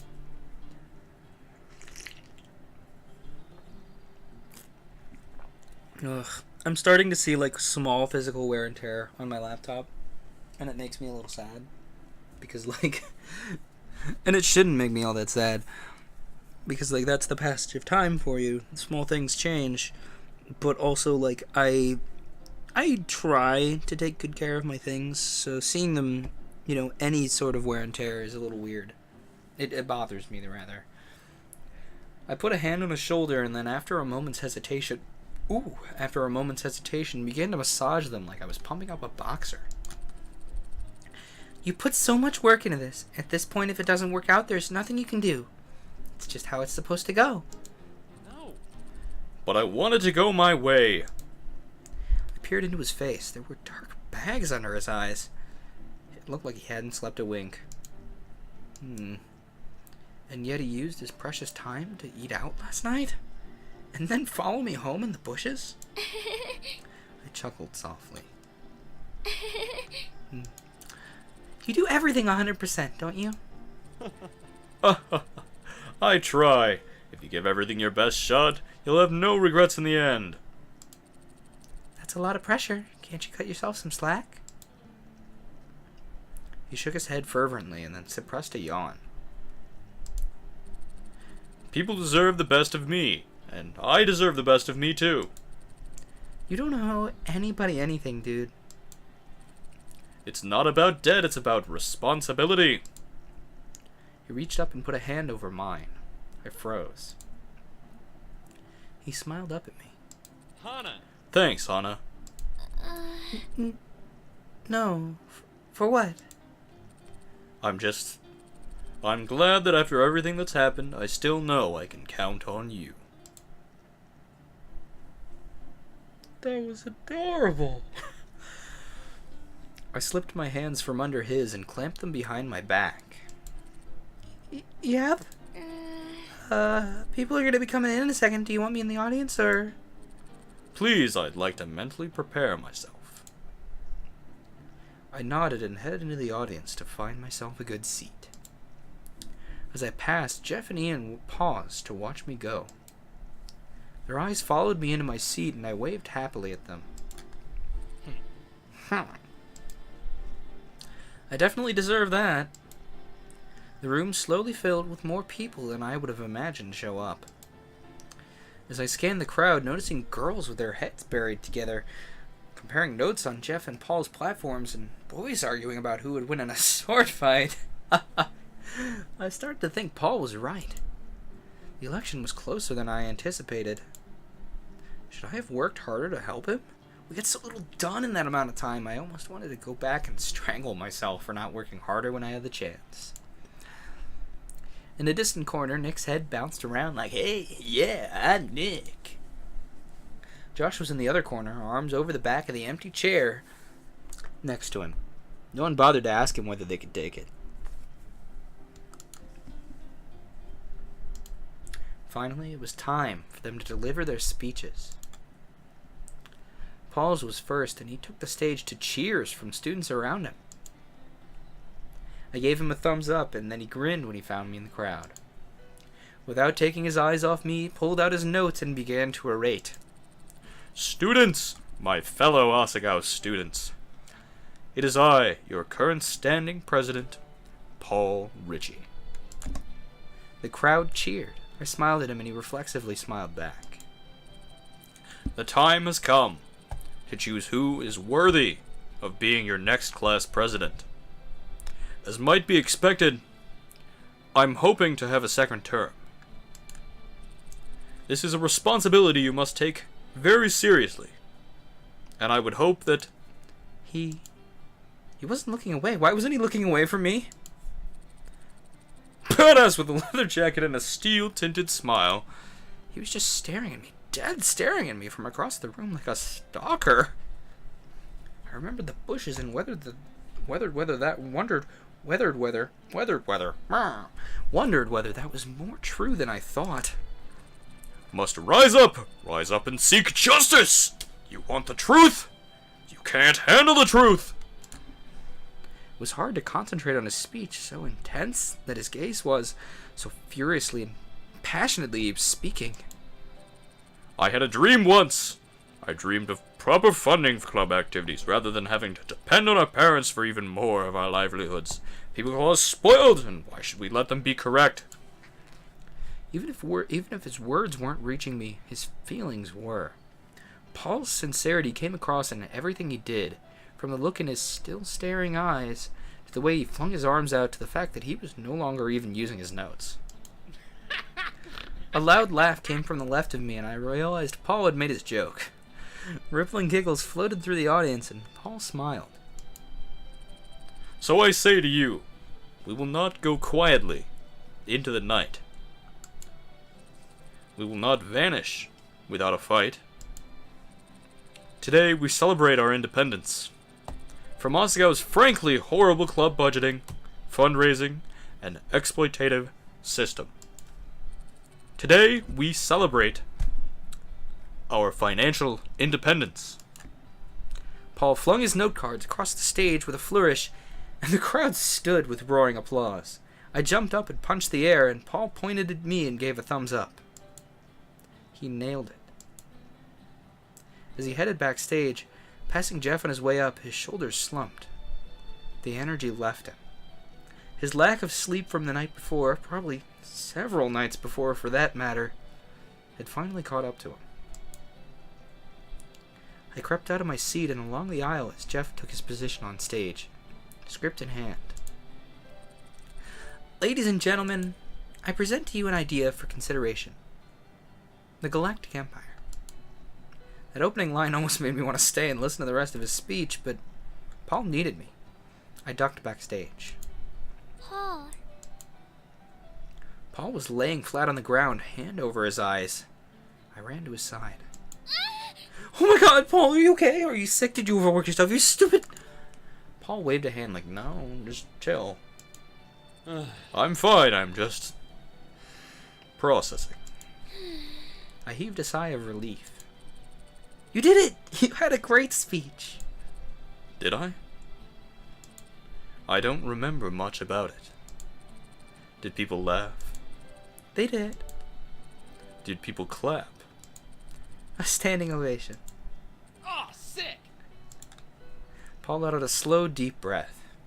I watched him carefully. Here. I patted my lap. Paul moved his hand. What? You're tired, aren't you? The floor is no place for a nap. Ooh, lewd. I tried to make it sound no nonsense, like having Paul's head in my lap was of absolutely no consequence to me, but the heat in my face... that told me I didn't succeed. He stared at me for a few seconds, the moment so long I was about ready to turn tail when he scooted across the floor and laid his head in my lap.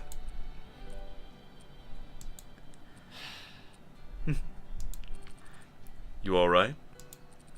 Yeah, I'm fine. Are you comfortable? A small smile crossed his lips. Very.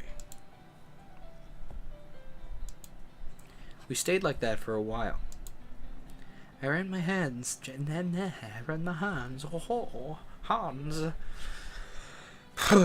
ran my hands gently through his hair. Through this hair. The second typo has been found. There's probably only 2 or 3 in the entire game. I ran my hands gently through his hair, giving him what I hoped was a relaxing scalp massage. To be fair, I did read his hair first, so it's not that big of a deal. Eventually, Paul's breathing leveled, and I realized he'd fallen asleep. It was nice. But oh my god, my legs were cramping and oh my... Nice. I like that. Eventually, thunderous applause rang out on stage, and I knew Jeff's speech was over. I nudged Paul awake, and he rose, a drunk kitten after a nap by the fire. That was an adorable thing. How long was I out? You're good. Jeff just ended. Class will start soon. Paul nodded, clearly not currently a part of this world. Thank you. No problem. Paul grabbed me around the shoulders and pulled me into a hug, burying his face into the side of my neck. Ooh, I see. You're great. Wait, you're not drunk, are you? Paul sighed contentedly, and I peeled his hands gently from around me. We have to go to class. And we're not dating, remember? You basically turned me down. I thought it, but I didn't say it.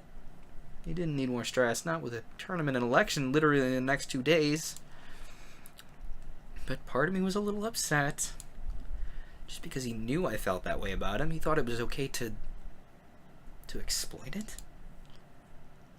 He really has the best intentions. If you can believe in that, you'll overcome everything. He really has the best intentions. If you can believe in that, you will overcome everything. Mr. Saitomo's voice floated in across backstage speakers, and I jumped. Something wrong? No. I stood and dusted off my skirt. Let's get to class then. He nodded sleepily. Aw. Let's. No meeting today either. We'll be practicing for the tournament. Finally. I giggled and Paul smiled. Let's see what the diary has to say. Okay, yeah, it says that. I'll see you tomorrow then. He held up a fist to me. Good luck. I awoke the next morning, eyes scratchy and head spinning. Apparently, the stress of the day before took its toll. I felt almost sick as I put on my uniform and tried to talk myself down. Sure, I hadn't prepared at all, but I could still win, right? Strategy is always, right? I stepped out into the fresh spring air, taking a deep breath. My event was one of the first, so I had to be there earlier than most. I set my shoulders and started across campus. The arcade at which the tournament was being held was much smaller than I expected. I felt like I'd find some sort of convention, but instead it was a small local arcade filled with machines. Smaller rooms split off, which were probably where the individual competitions would take place throughout the day. A few people milled about the space, generally older folk in their 20s and 30s. I glanced at the agenda in my hand and made my way to one of the back rooms. When I entered the competition room, I found 2 chairs on an elevated platform, a computer, and a projector sitting between them.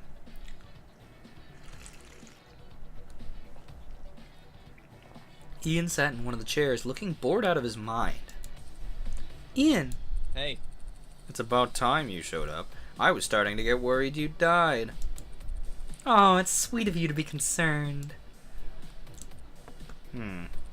Is it? Yeah. I got into the chair next to him. A man came over to me to check my name and club affiliation. I said I was a member of the Normal Boots Club, a small surge of pride making me sit up straight as I did. There were chairs lined up for people to watch us compete, and to my surprise, the entire room CERN filled. It's CERN and it's full.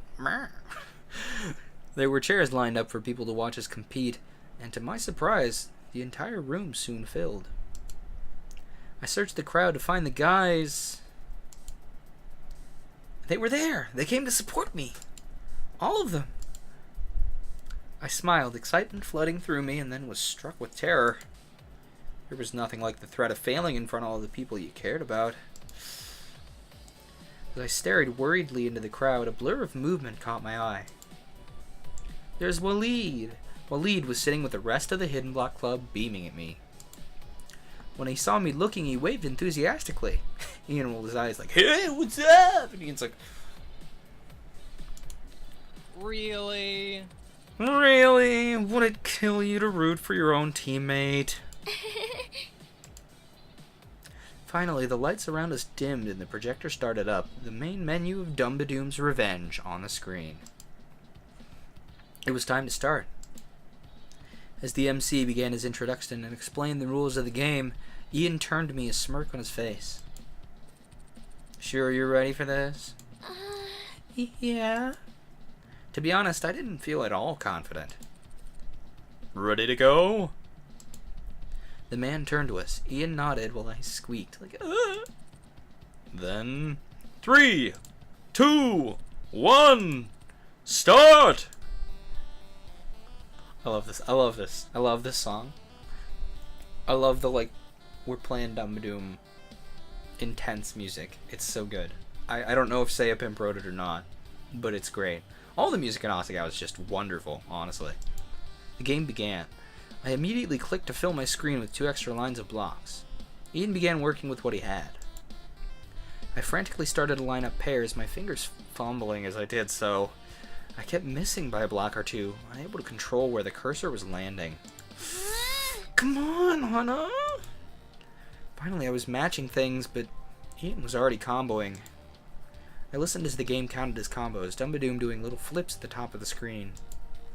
2, 3, 4 combo, 4 combo, 5 combo, 6 combo. I tried to tune the voice out. It was a mistake to have added those rows in the beginning.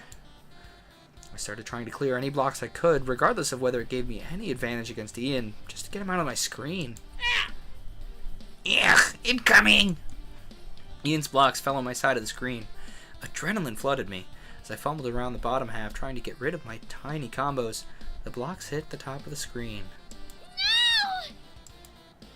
And I saw it, a combo, all nice and prepared at the top of the blocks, connecting to Ian's combo wall. If I could just put those in order, I might still have a chance. But I was so nervous I couldn't get the cursor to line up properly. It was too far left, then too far right, then... Game over. I lost. I crawled off the stage. Ian accepted his medal with a polite smile, then shot me a look. He didn't need to tell me what he was thinking. He was disappointed. I didn't want to win so easily. That's what he wanted to say. I hung my head and walked out of the room, unable to bear looking the Normal Boots Club in the face. As I stepped into the main room, trying very hard not to be seen by anyone I knew. But most of the people in the arcade were crowded around one corner, and consequently there was little shelter from sight to be found. Worried, I joined the crowd, pushing through to see what they were looking at. Paul, Nick, and Josh were standing aimlessly next to a fighting game arcade cabinet. Caddy, Waleed, and Jimmy were taking turns on the machine, going through the story mode, presumably to warm up. Jimmy was frowning intensely at the screen, trying to figure out some combo that was driving him insane.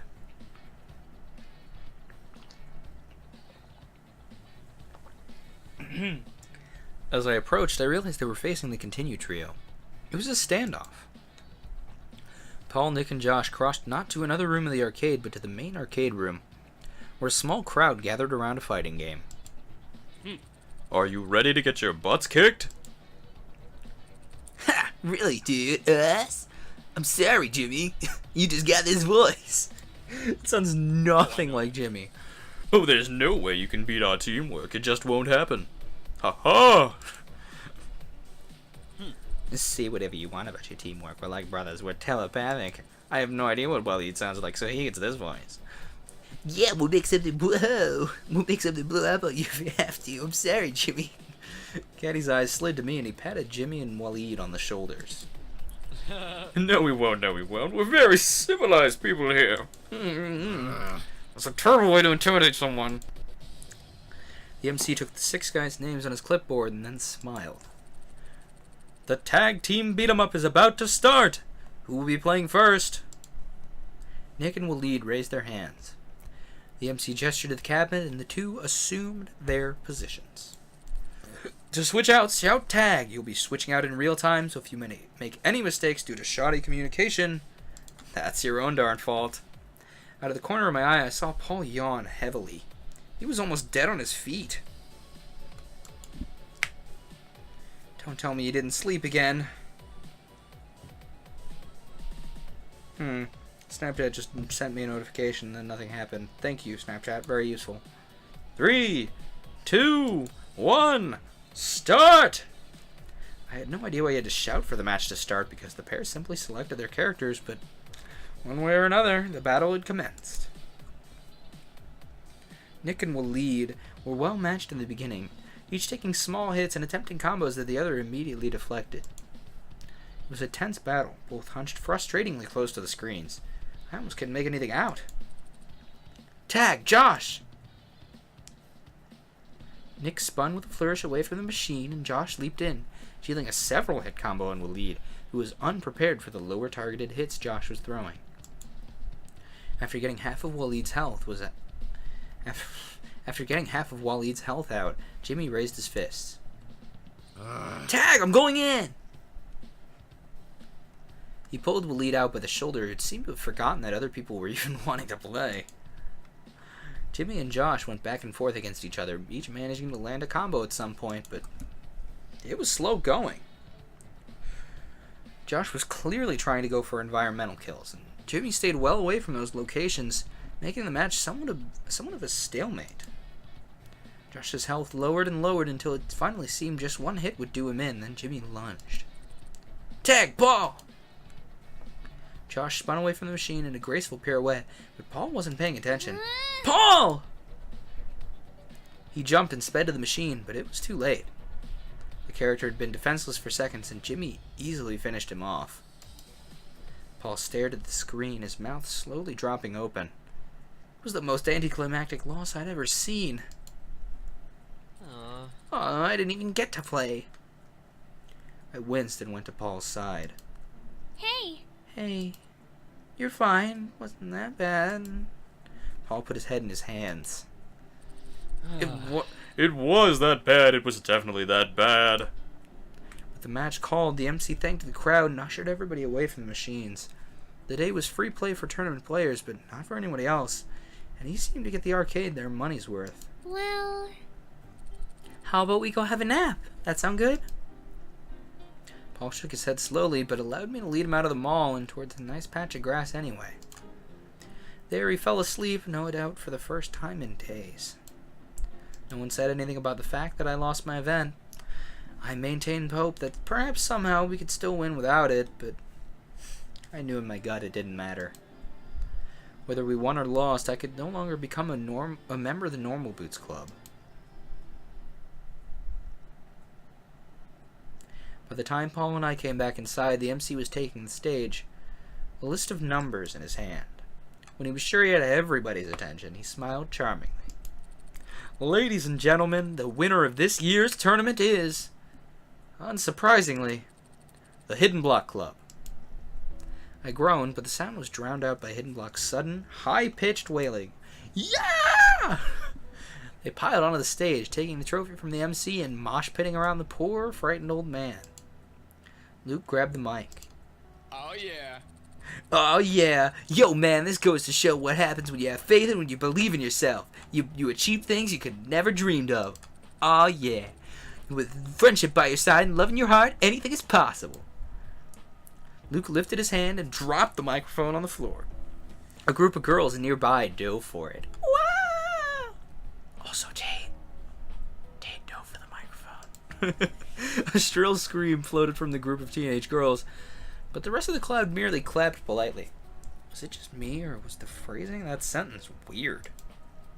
As I watched the happiness of the Hidden Block members, I nodded slowly. I wasn't going to be part of the Normal Boots Club. That was a statement of fact now. But Paul, Nick, and Josh were still with me. Seeing my face, they all three somehow managed to sling their arms around my shoulders at once. Our weekend isn't done yet. No, it wasn't. Tomorrow was the day of the actual voting. The election results to be decided.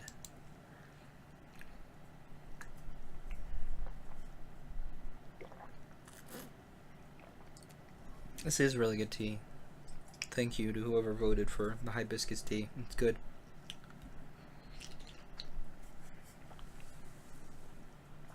should probably have some water, actually. Suddenly sobered, we decided to head back to campus for a day of tense attempts at relaxation. One word throbbing through each of our minds. Tomorrow.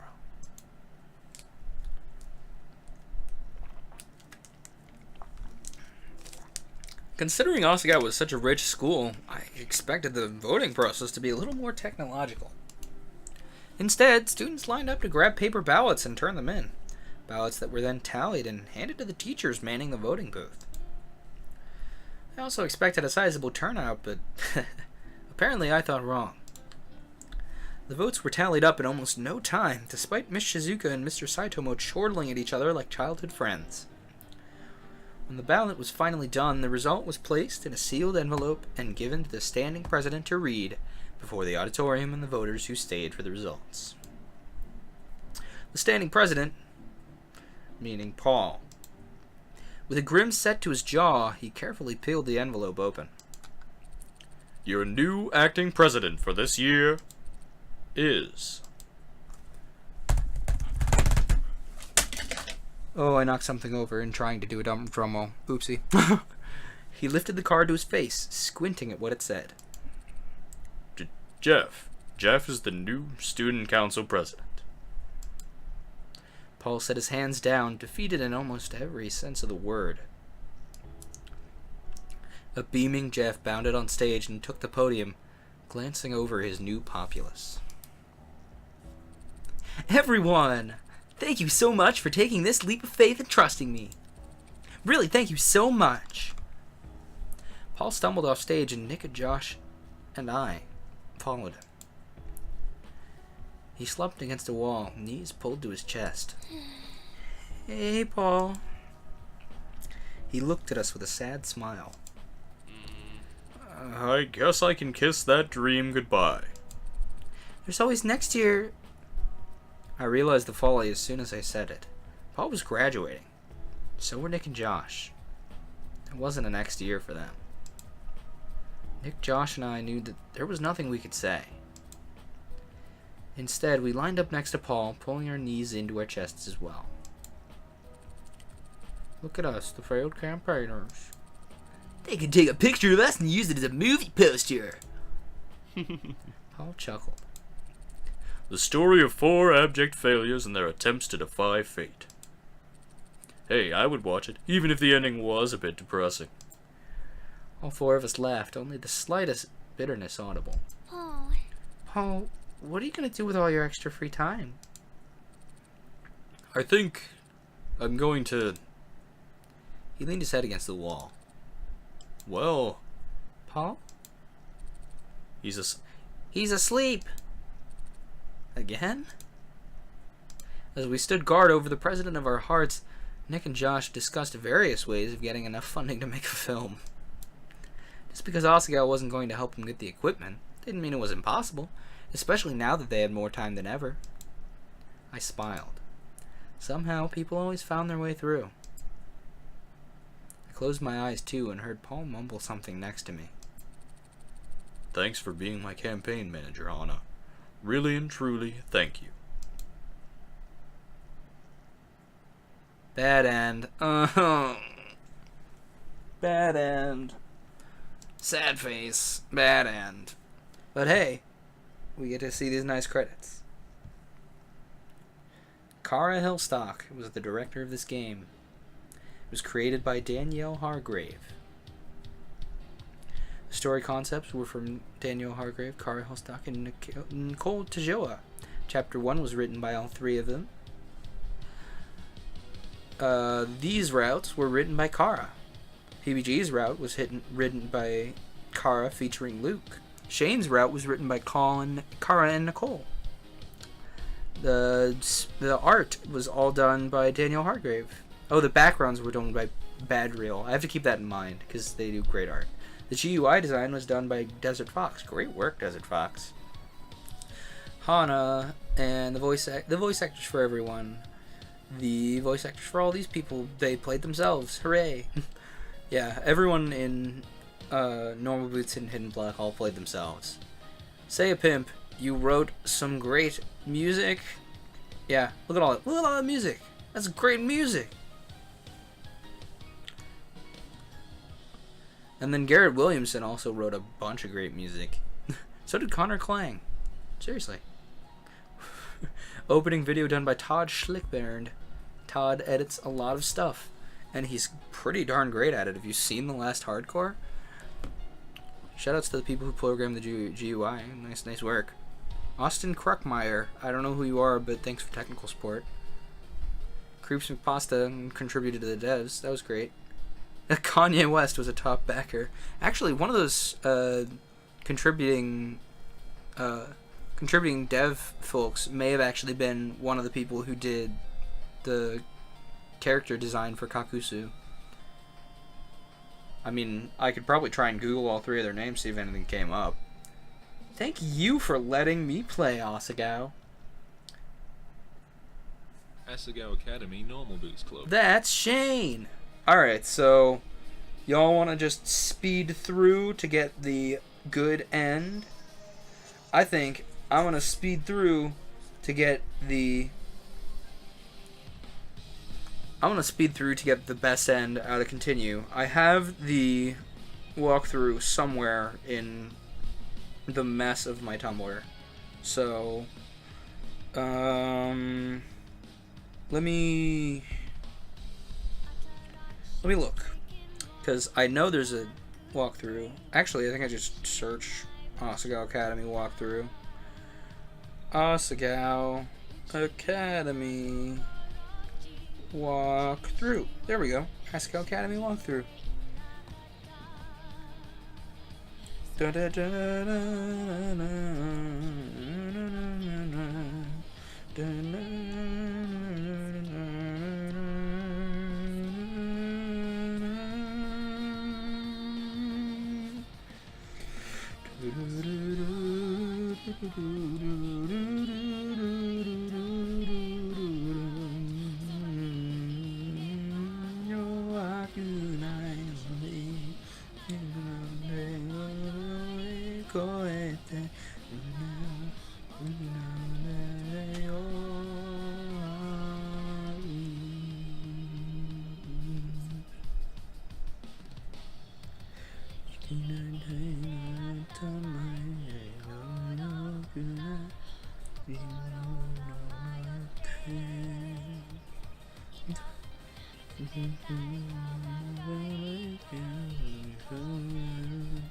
Hang on, I know it exists.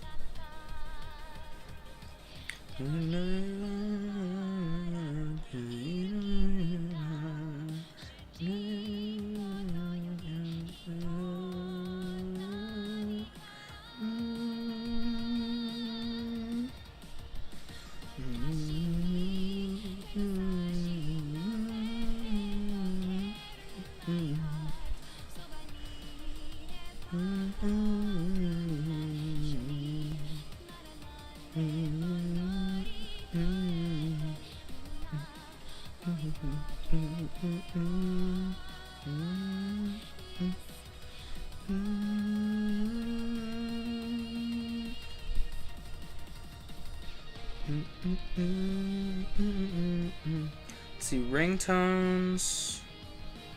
It's not what I'm looking for, but there is a way to get Asagao ringtones based on the actual files ripped from the game.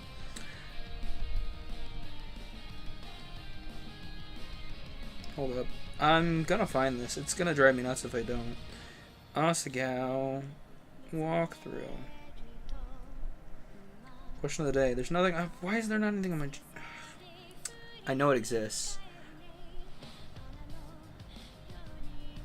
Academy walkthrough.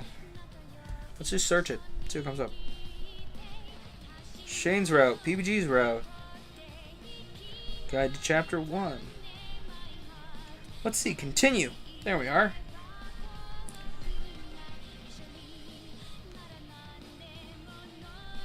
Okay, so we'll load data. Which save is the one that has Paul's choice? Is this the one? We'll find out. I can't pick. Well, Hang on. Let me load a different save. I know I have a save with the Paul choice in here. It's probably this one, yes. Yes, it has Paul. Pick Paul. Then we hit skip. Maya's really cute in the yukata, and then we go to the flower festival, and each of them has their own little moment. The crane game, and then we almost start each other on fire, and then Paul has his little moment where we dance because of the dance, and then we talk about politics with Jish, or not Jish, Paul. So then we pick the ... because there's no other choice. And then we pick... Why did you pick... We picked Why Did You Pick Me, I think. But asking about your duties is the correct choice. Good question. Is expected or Hana? I think we may have actually chosen that one. It may be actually the only correct choice we chose. Because it gets us 5 points. Friendly competitions. So then... Okay, this is the question that we... No, it isn't. Win Their Hearts and Minds gets a 10 points, but you can't go to the best end. Play defensively is the bad choice and learn leads to the bad end. Talk platforms gets us 5 points, is the only option to get us the best end. I think that's the one we chose. I don't remember. Anyway, we continue on. Neither of these count toward anything, so we're going to ask him if he's seen the rumors and hit skip. And then we see the Don't Continue Tanuki Balls posters, and then we have this choice. Saying it's a terrible idea makes us lose 5 points, heads toward the bad end and the worst end. That's Not What I Want gets us 5 points and takes us toward the best end. What is that going to accomplish? Doesn't get us any points and heads us toward the bad end. So, That's Not What I Want is the one we want, ironically. Paul rubbed his chin thoughtfully. Okay then. Then what do you want? And then we tell him what he wants, and then we skip, and we talk between all three of them for a little while, and then we talk to Mai. Publish. Continue. These don't give us any points, but publishing the article seems like a nice idea and makes Mai happy, but it's actually the bad one of these two choices. It doesn't matter, though. We're going to publish an article. Yeah. Frustrations. This choice only pops up if you finish the article. Neither choice points gets us points, but if we own up to it, we get the good end. So skip. And then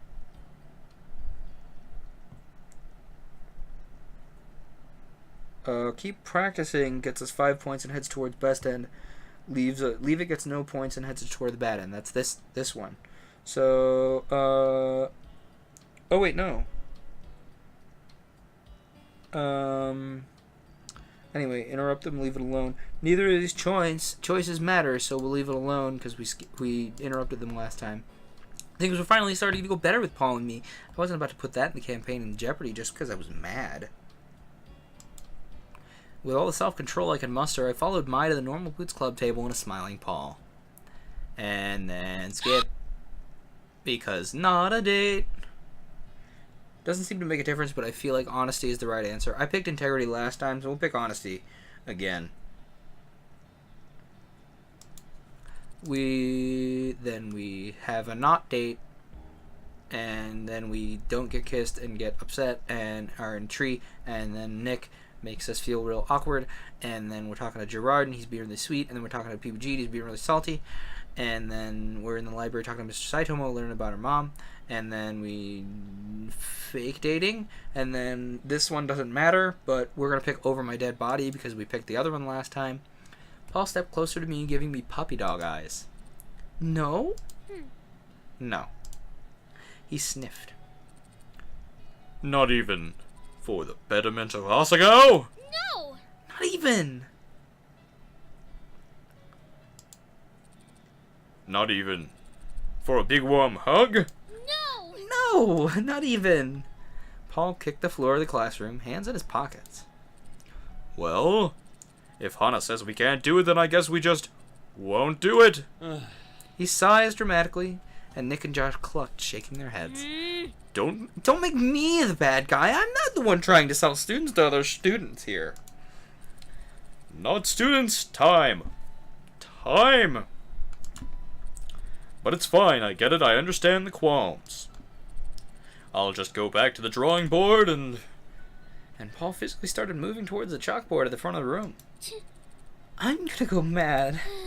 Fine, I'll do it. Hana! And then we skip for quite a while. I just got a text message. Yay. We need to be able to stop when... Hold up. Stop. Haha! Perfect! I stopped exactly on aaronnosebleed.jpg. That was... I could not do that again if you paid me. Anyway, we'll hit skip. And Nick and Josh have an argument a little bit. And then Paul gets real upset. Getting them to pick makes you lose 5 points and you end up getting Mexican. So let's pick tie because we picked Mexican last time. Yeah. Perfect. Nick led us down the hall where we ran into a restaurant with colorful fabrics draped from the ceiling. The waitress got our drink orders and hit skip. Blah, blah, blah, blah. Nothing about that scene actually changes if we pick tie. Caddy popping up only shows up if we've made a particular bad choice. Publishing the article is enough to do this. Turn Caddy in is, like, awful. Not only is this like kicking a puppy, you also get the worst end. You do get 5 points for it, though. I mean, it was a thing. Forget you saw anything if it's a good choice, even if it doesn't get you points. Head towards the best end. So anyway, then we hit skip. I just had a sudden hankering for Thai food, that's all. Last time you said a burrito because we got Mexican. That's the only thing that changes. Then the speech happens. And, Paul is seriously burned out. Then Dumbadoom. You bet I am. Ready to go? The man turned to us. Ian and I nodded. Then, 3, 2, 1, start! The game began. I immediately clicked to fill my screen with 2 more lines of blocks. Ian began working with what he had. I'm not going to read what we've already read. I scanned the blocks for pink hearts, eliminating them one by one, making combos where I could. I still wasn't advanced enough to plan tons of combos ahead of time, but I could make it much more likely for combos to happen through probability. The pinks were all but gone. Green leaves were next. Dumbadoom started flipping at the top of my screen. Ian must be comboing, which meant I had a few seconds before those blocks would fall.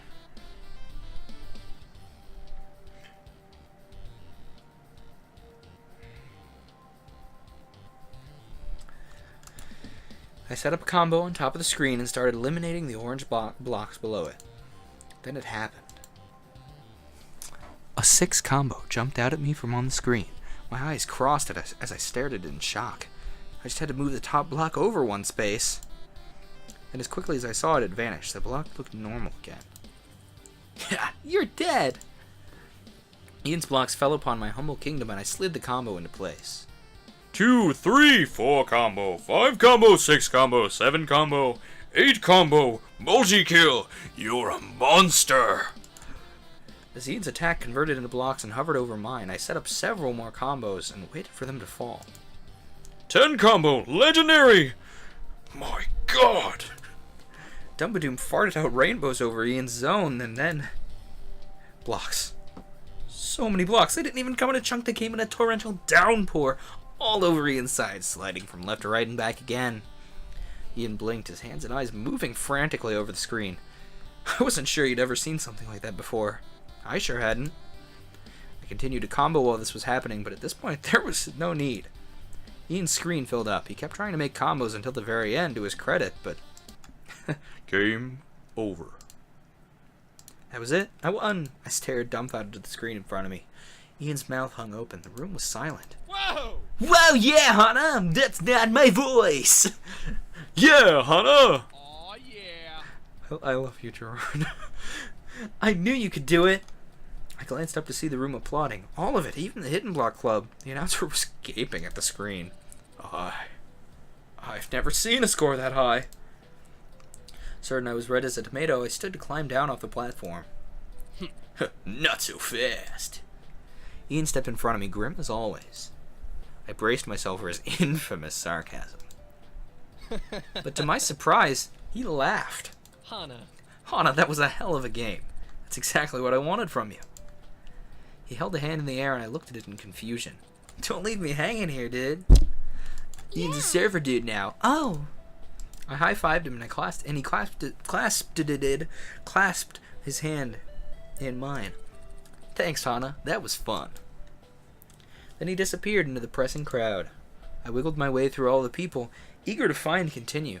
They weren't usually hard to find, even in a crowded room. Yeah. Hana, hell yeah! Congratulations! He pulled me into a hug and I blushed furiously, practically throwing him off me. Sorry. No, I'm sorry. I shouldn't have. Yeah. Yeah! You kicked some serious butt out there! Josh flicked an imaginary tear from his eye. Oh, I've never been prouder. I chuckled. Thanks, you guys. Isn't your event soon? We're up next, actually. You'll watch, won't you? Of course. Paul, Nick, and Josh crossed not to another room of the arcade, but to the main arcade... main arcade room. Paul and Nick and Josh crossed not to another room of the arcade, but to the main arcade room, where a small crowd gathered around a fighting game. Are you ready to get your butts kicked? We've seen this before. The three nodded grimly. For all we knew, the result of the tournament depended on this. Josh and Paul stretched themselves out and then assumed their strategic locations behind Nick. We've read this before. And then Josh spins away from the machine in a graceful pirouette, and Paul leaps into action this time and is not in a sleepy daze. Wonderful. He pummeled his fist straight into Jimmy's face and unleashed a ferocious combo that Jimmy wasn't able to extract himself from. Tag! Caddy! Caddy jumped on the machine, pulling himself away from Paul's attacks.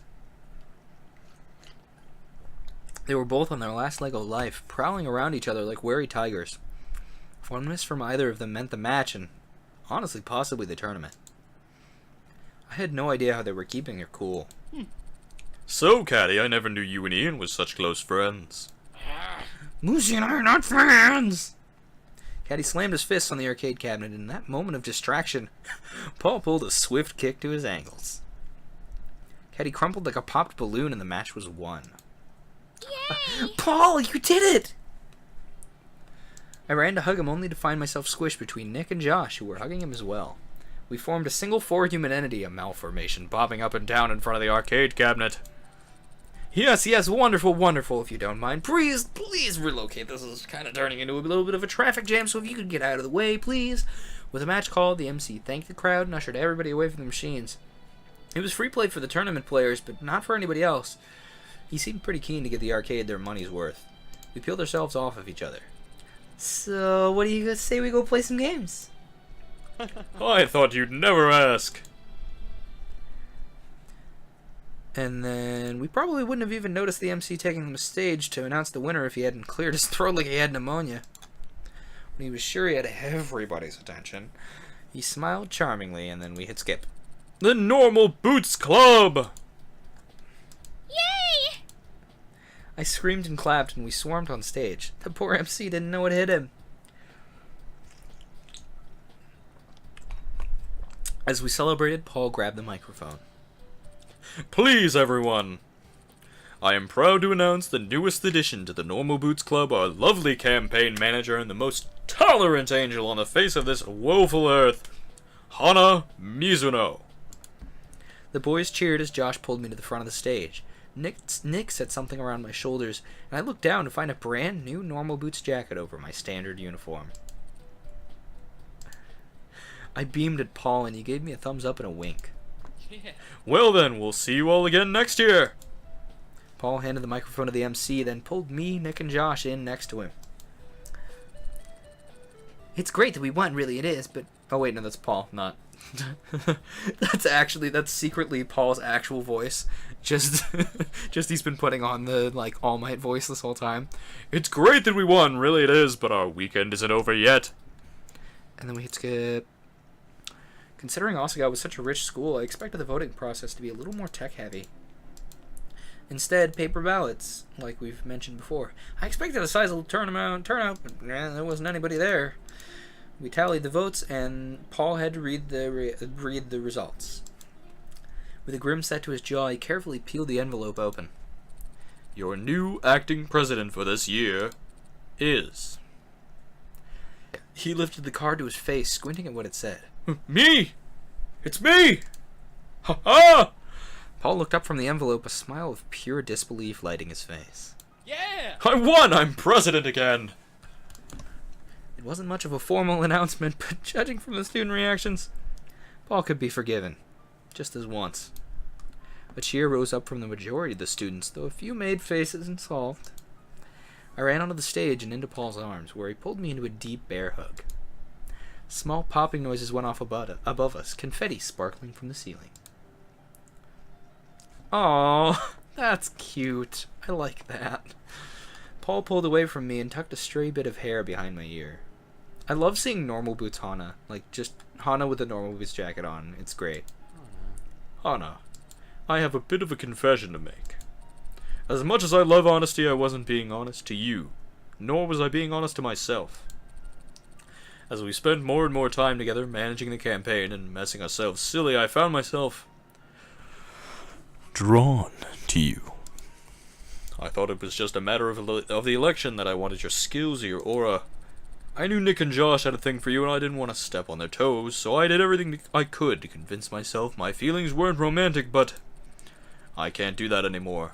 I followed you all on your date because the idea of someone else going on a date with you was driving me insane. And now I can finally admit that maybe it wasn't really the election that I wanted to win. Well, I mean, it was. I mean, definitely it was. It's kind of really important to me. But even more than that, I wanted to win your heart. Paul. That's the single cheesiest thing I've ever heard you say. Really, is it? I swear I've said much worse things. Cheese, like craft style. I'm gonna need some bread to put that on. That's how bad it is. Paul rolled his eyes. I'm sure. I'm sure you don't like it one bit. Well, I didn't say that.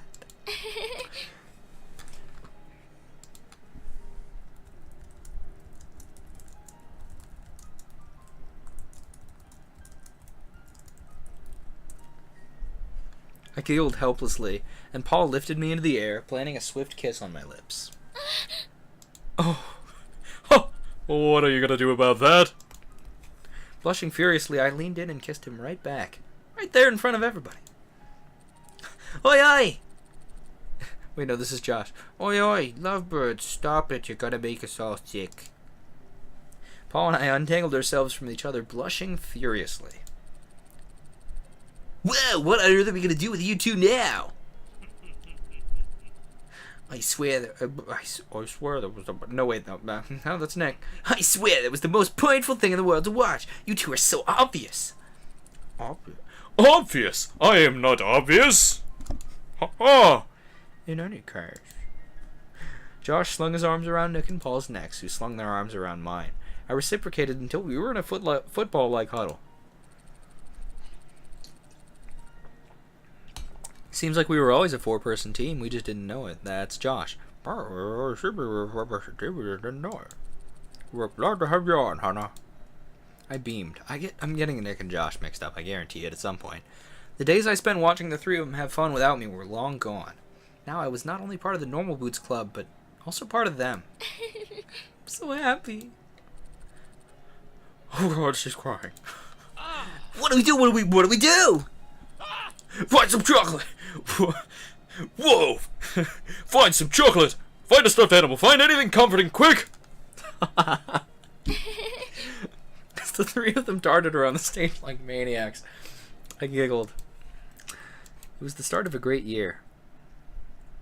The credits started rolling and Paul paused the video. Well, what do you guys think? After months of work, the film club's first feature-length movie was complete, and the Normal Boots Club were the first privileged to see it. Paul, Nick, and Josh stared us down. We shifted uncomfortably. Well, I mean, it's not bad, especially for a student film. yeah. Yeah, definitely. I can see you put some thought into the cinematography, trying to make it the third character in the story. All right. Well, we did! Yeah, you tried. Oh, that was terrible. That was out of shite.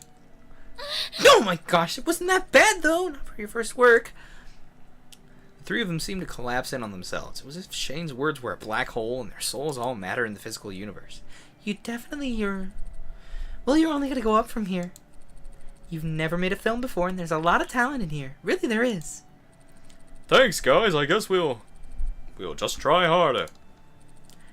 By the way, Hannah, did you see my latest column paper? As Paul, Nick, and Josh started the film club, they had to make some hard decisions. There was no way they were going to be able to continue the continue column while being in the Normal Woods Club, running the student council, and making films. When I told them about my secret ambition to be a writer, Paul's eyes lit up. What? Another aspiring writer? That's perfect. That's absolutely perfect. Of course, my personality translated particularly well with the paper, coming through like a demented foghorn. Demented foghorn. Unfortunately, this meant people often had a bone to pick with their opinions and analysis. Also, less drink of tea. Good stuff. Yeah, she said Sonic Zoom wasn't actually that bad of a game. Are you sure she's alright in the head? Wow! Sonic Boom is real bad. I could hear Mai shouting it. It's for the greater good. I serve my muse and live only for the truth without thinking about it. Without even thinking about it. Honestly, I'm not too sure about that. Well, it was fun showing you guys this, but we're gonna have to get back to the council. Word has it Jeff has some ideas that could improve Asagao, and we don't want to keep him waiting. Paul wrapped an arm around my waist and I grinned. Sure. Life at Asagao was never particularly easy, quiet, or calm. But it was, and always would be, fun. Is that... I was gonna say, if that wasn't best end, I was gonna, like, flip out. How was that not best end? That was best end, everybody. And then the credits roll. Honestly, like, the thing with... something I've been meaning to mention about Asagao is... those are morning glories in the logo. And morning glories around here are kind of a weed plant, honestly. Like, they just kind of, like, grow around everything and strangle the heck out of it. And it's really annoying for, like, a farmer, as an example. Because it just strangles the heck out of your crop and then you don't get any yield. So, like, seeing a morning glory in this kind of... in such a positive light in comparison to, like, you know... the vilification, I guess, it kind of gets around here. It's weird. It also made me put off weeding a garden, well, a flower garden near the front of my house so long that my dad did it instead, because I wanted to see it bloom, because it would be interesting.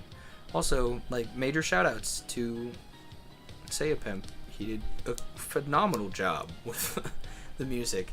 And so did Garrett Williamson and Connor Klang and Zerachi. Zerachi did a great job with Hana's game. Like, seriously. Wonderful.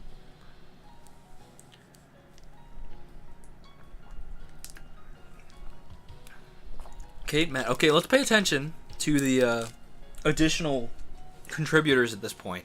Because I want to see which one might have done Kakusu. Robert A. Myers and Joe Armstrong. Hold up. We'll Google Joe Armstrong first. Joe Armstrong.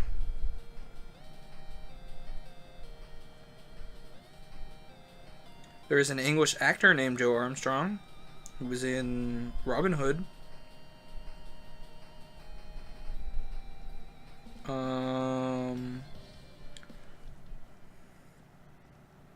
There's a programmer from Sweden who did some stuff with Erlang, I think.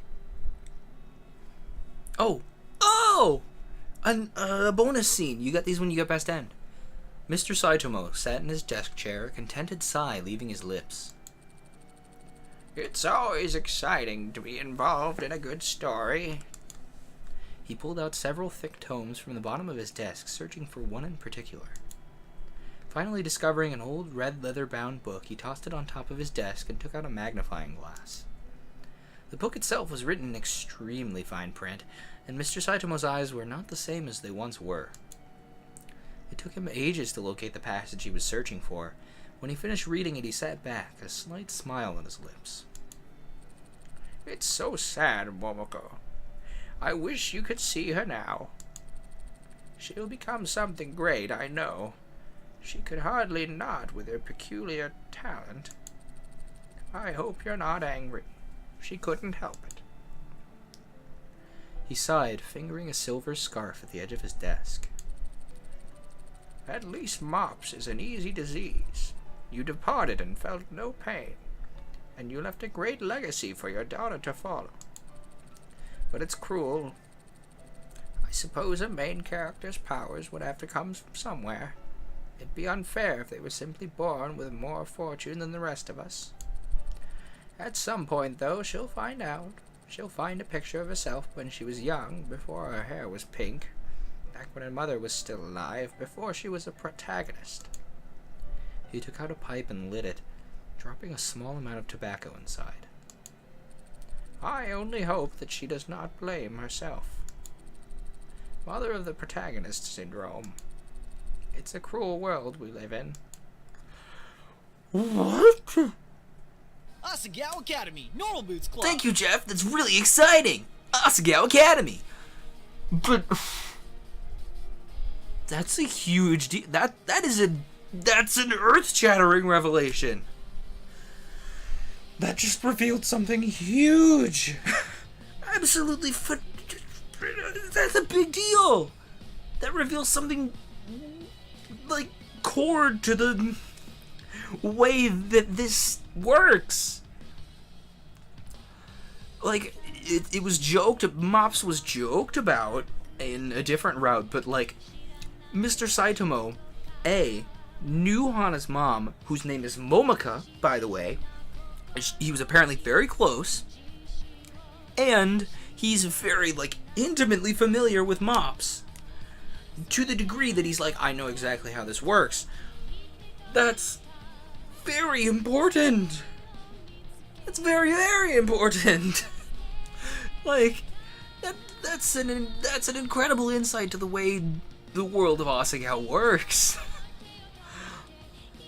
That's huge.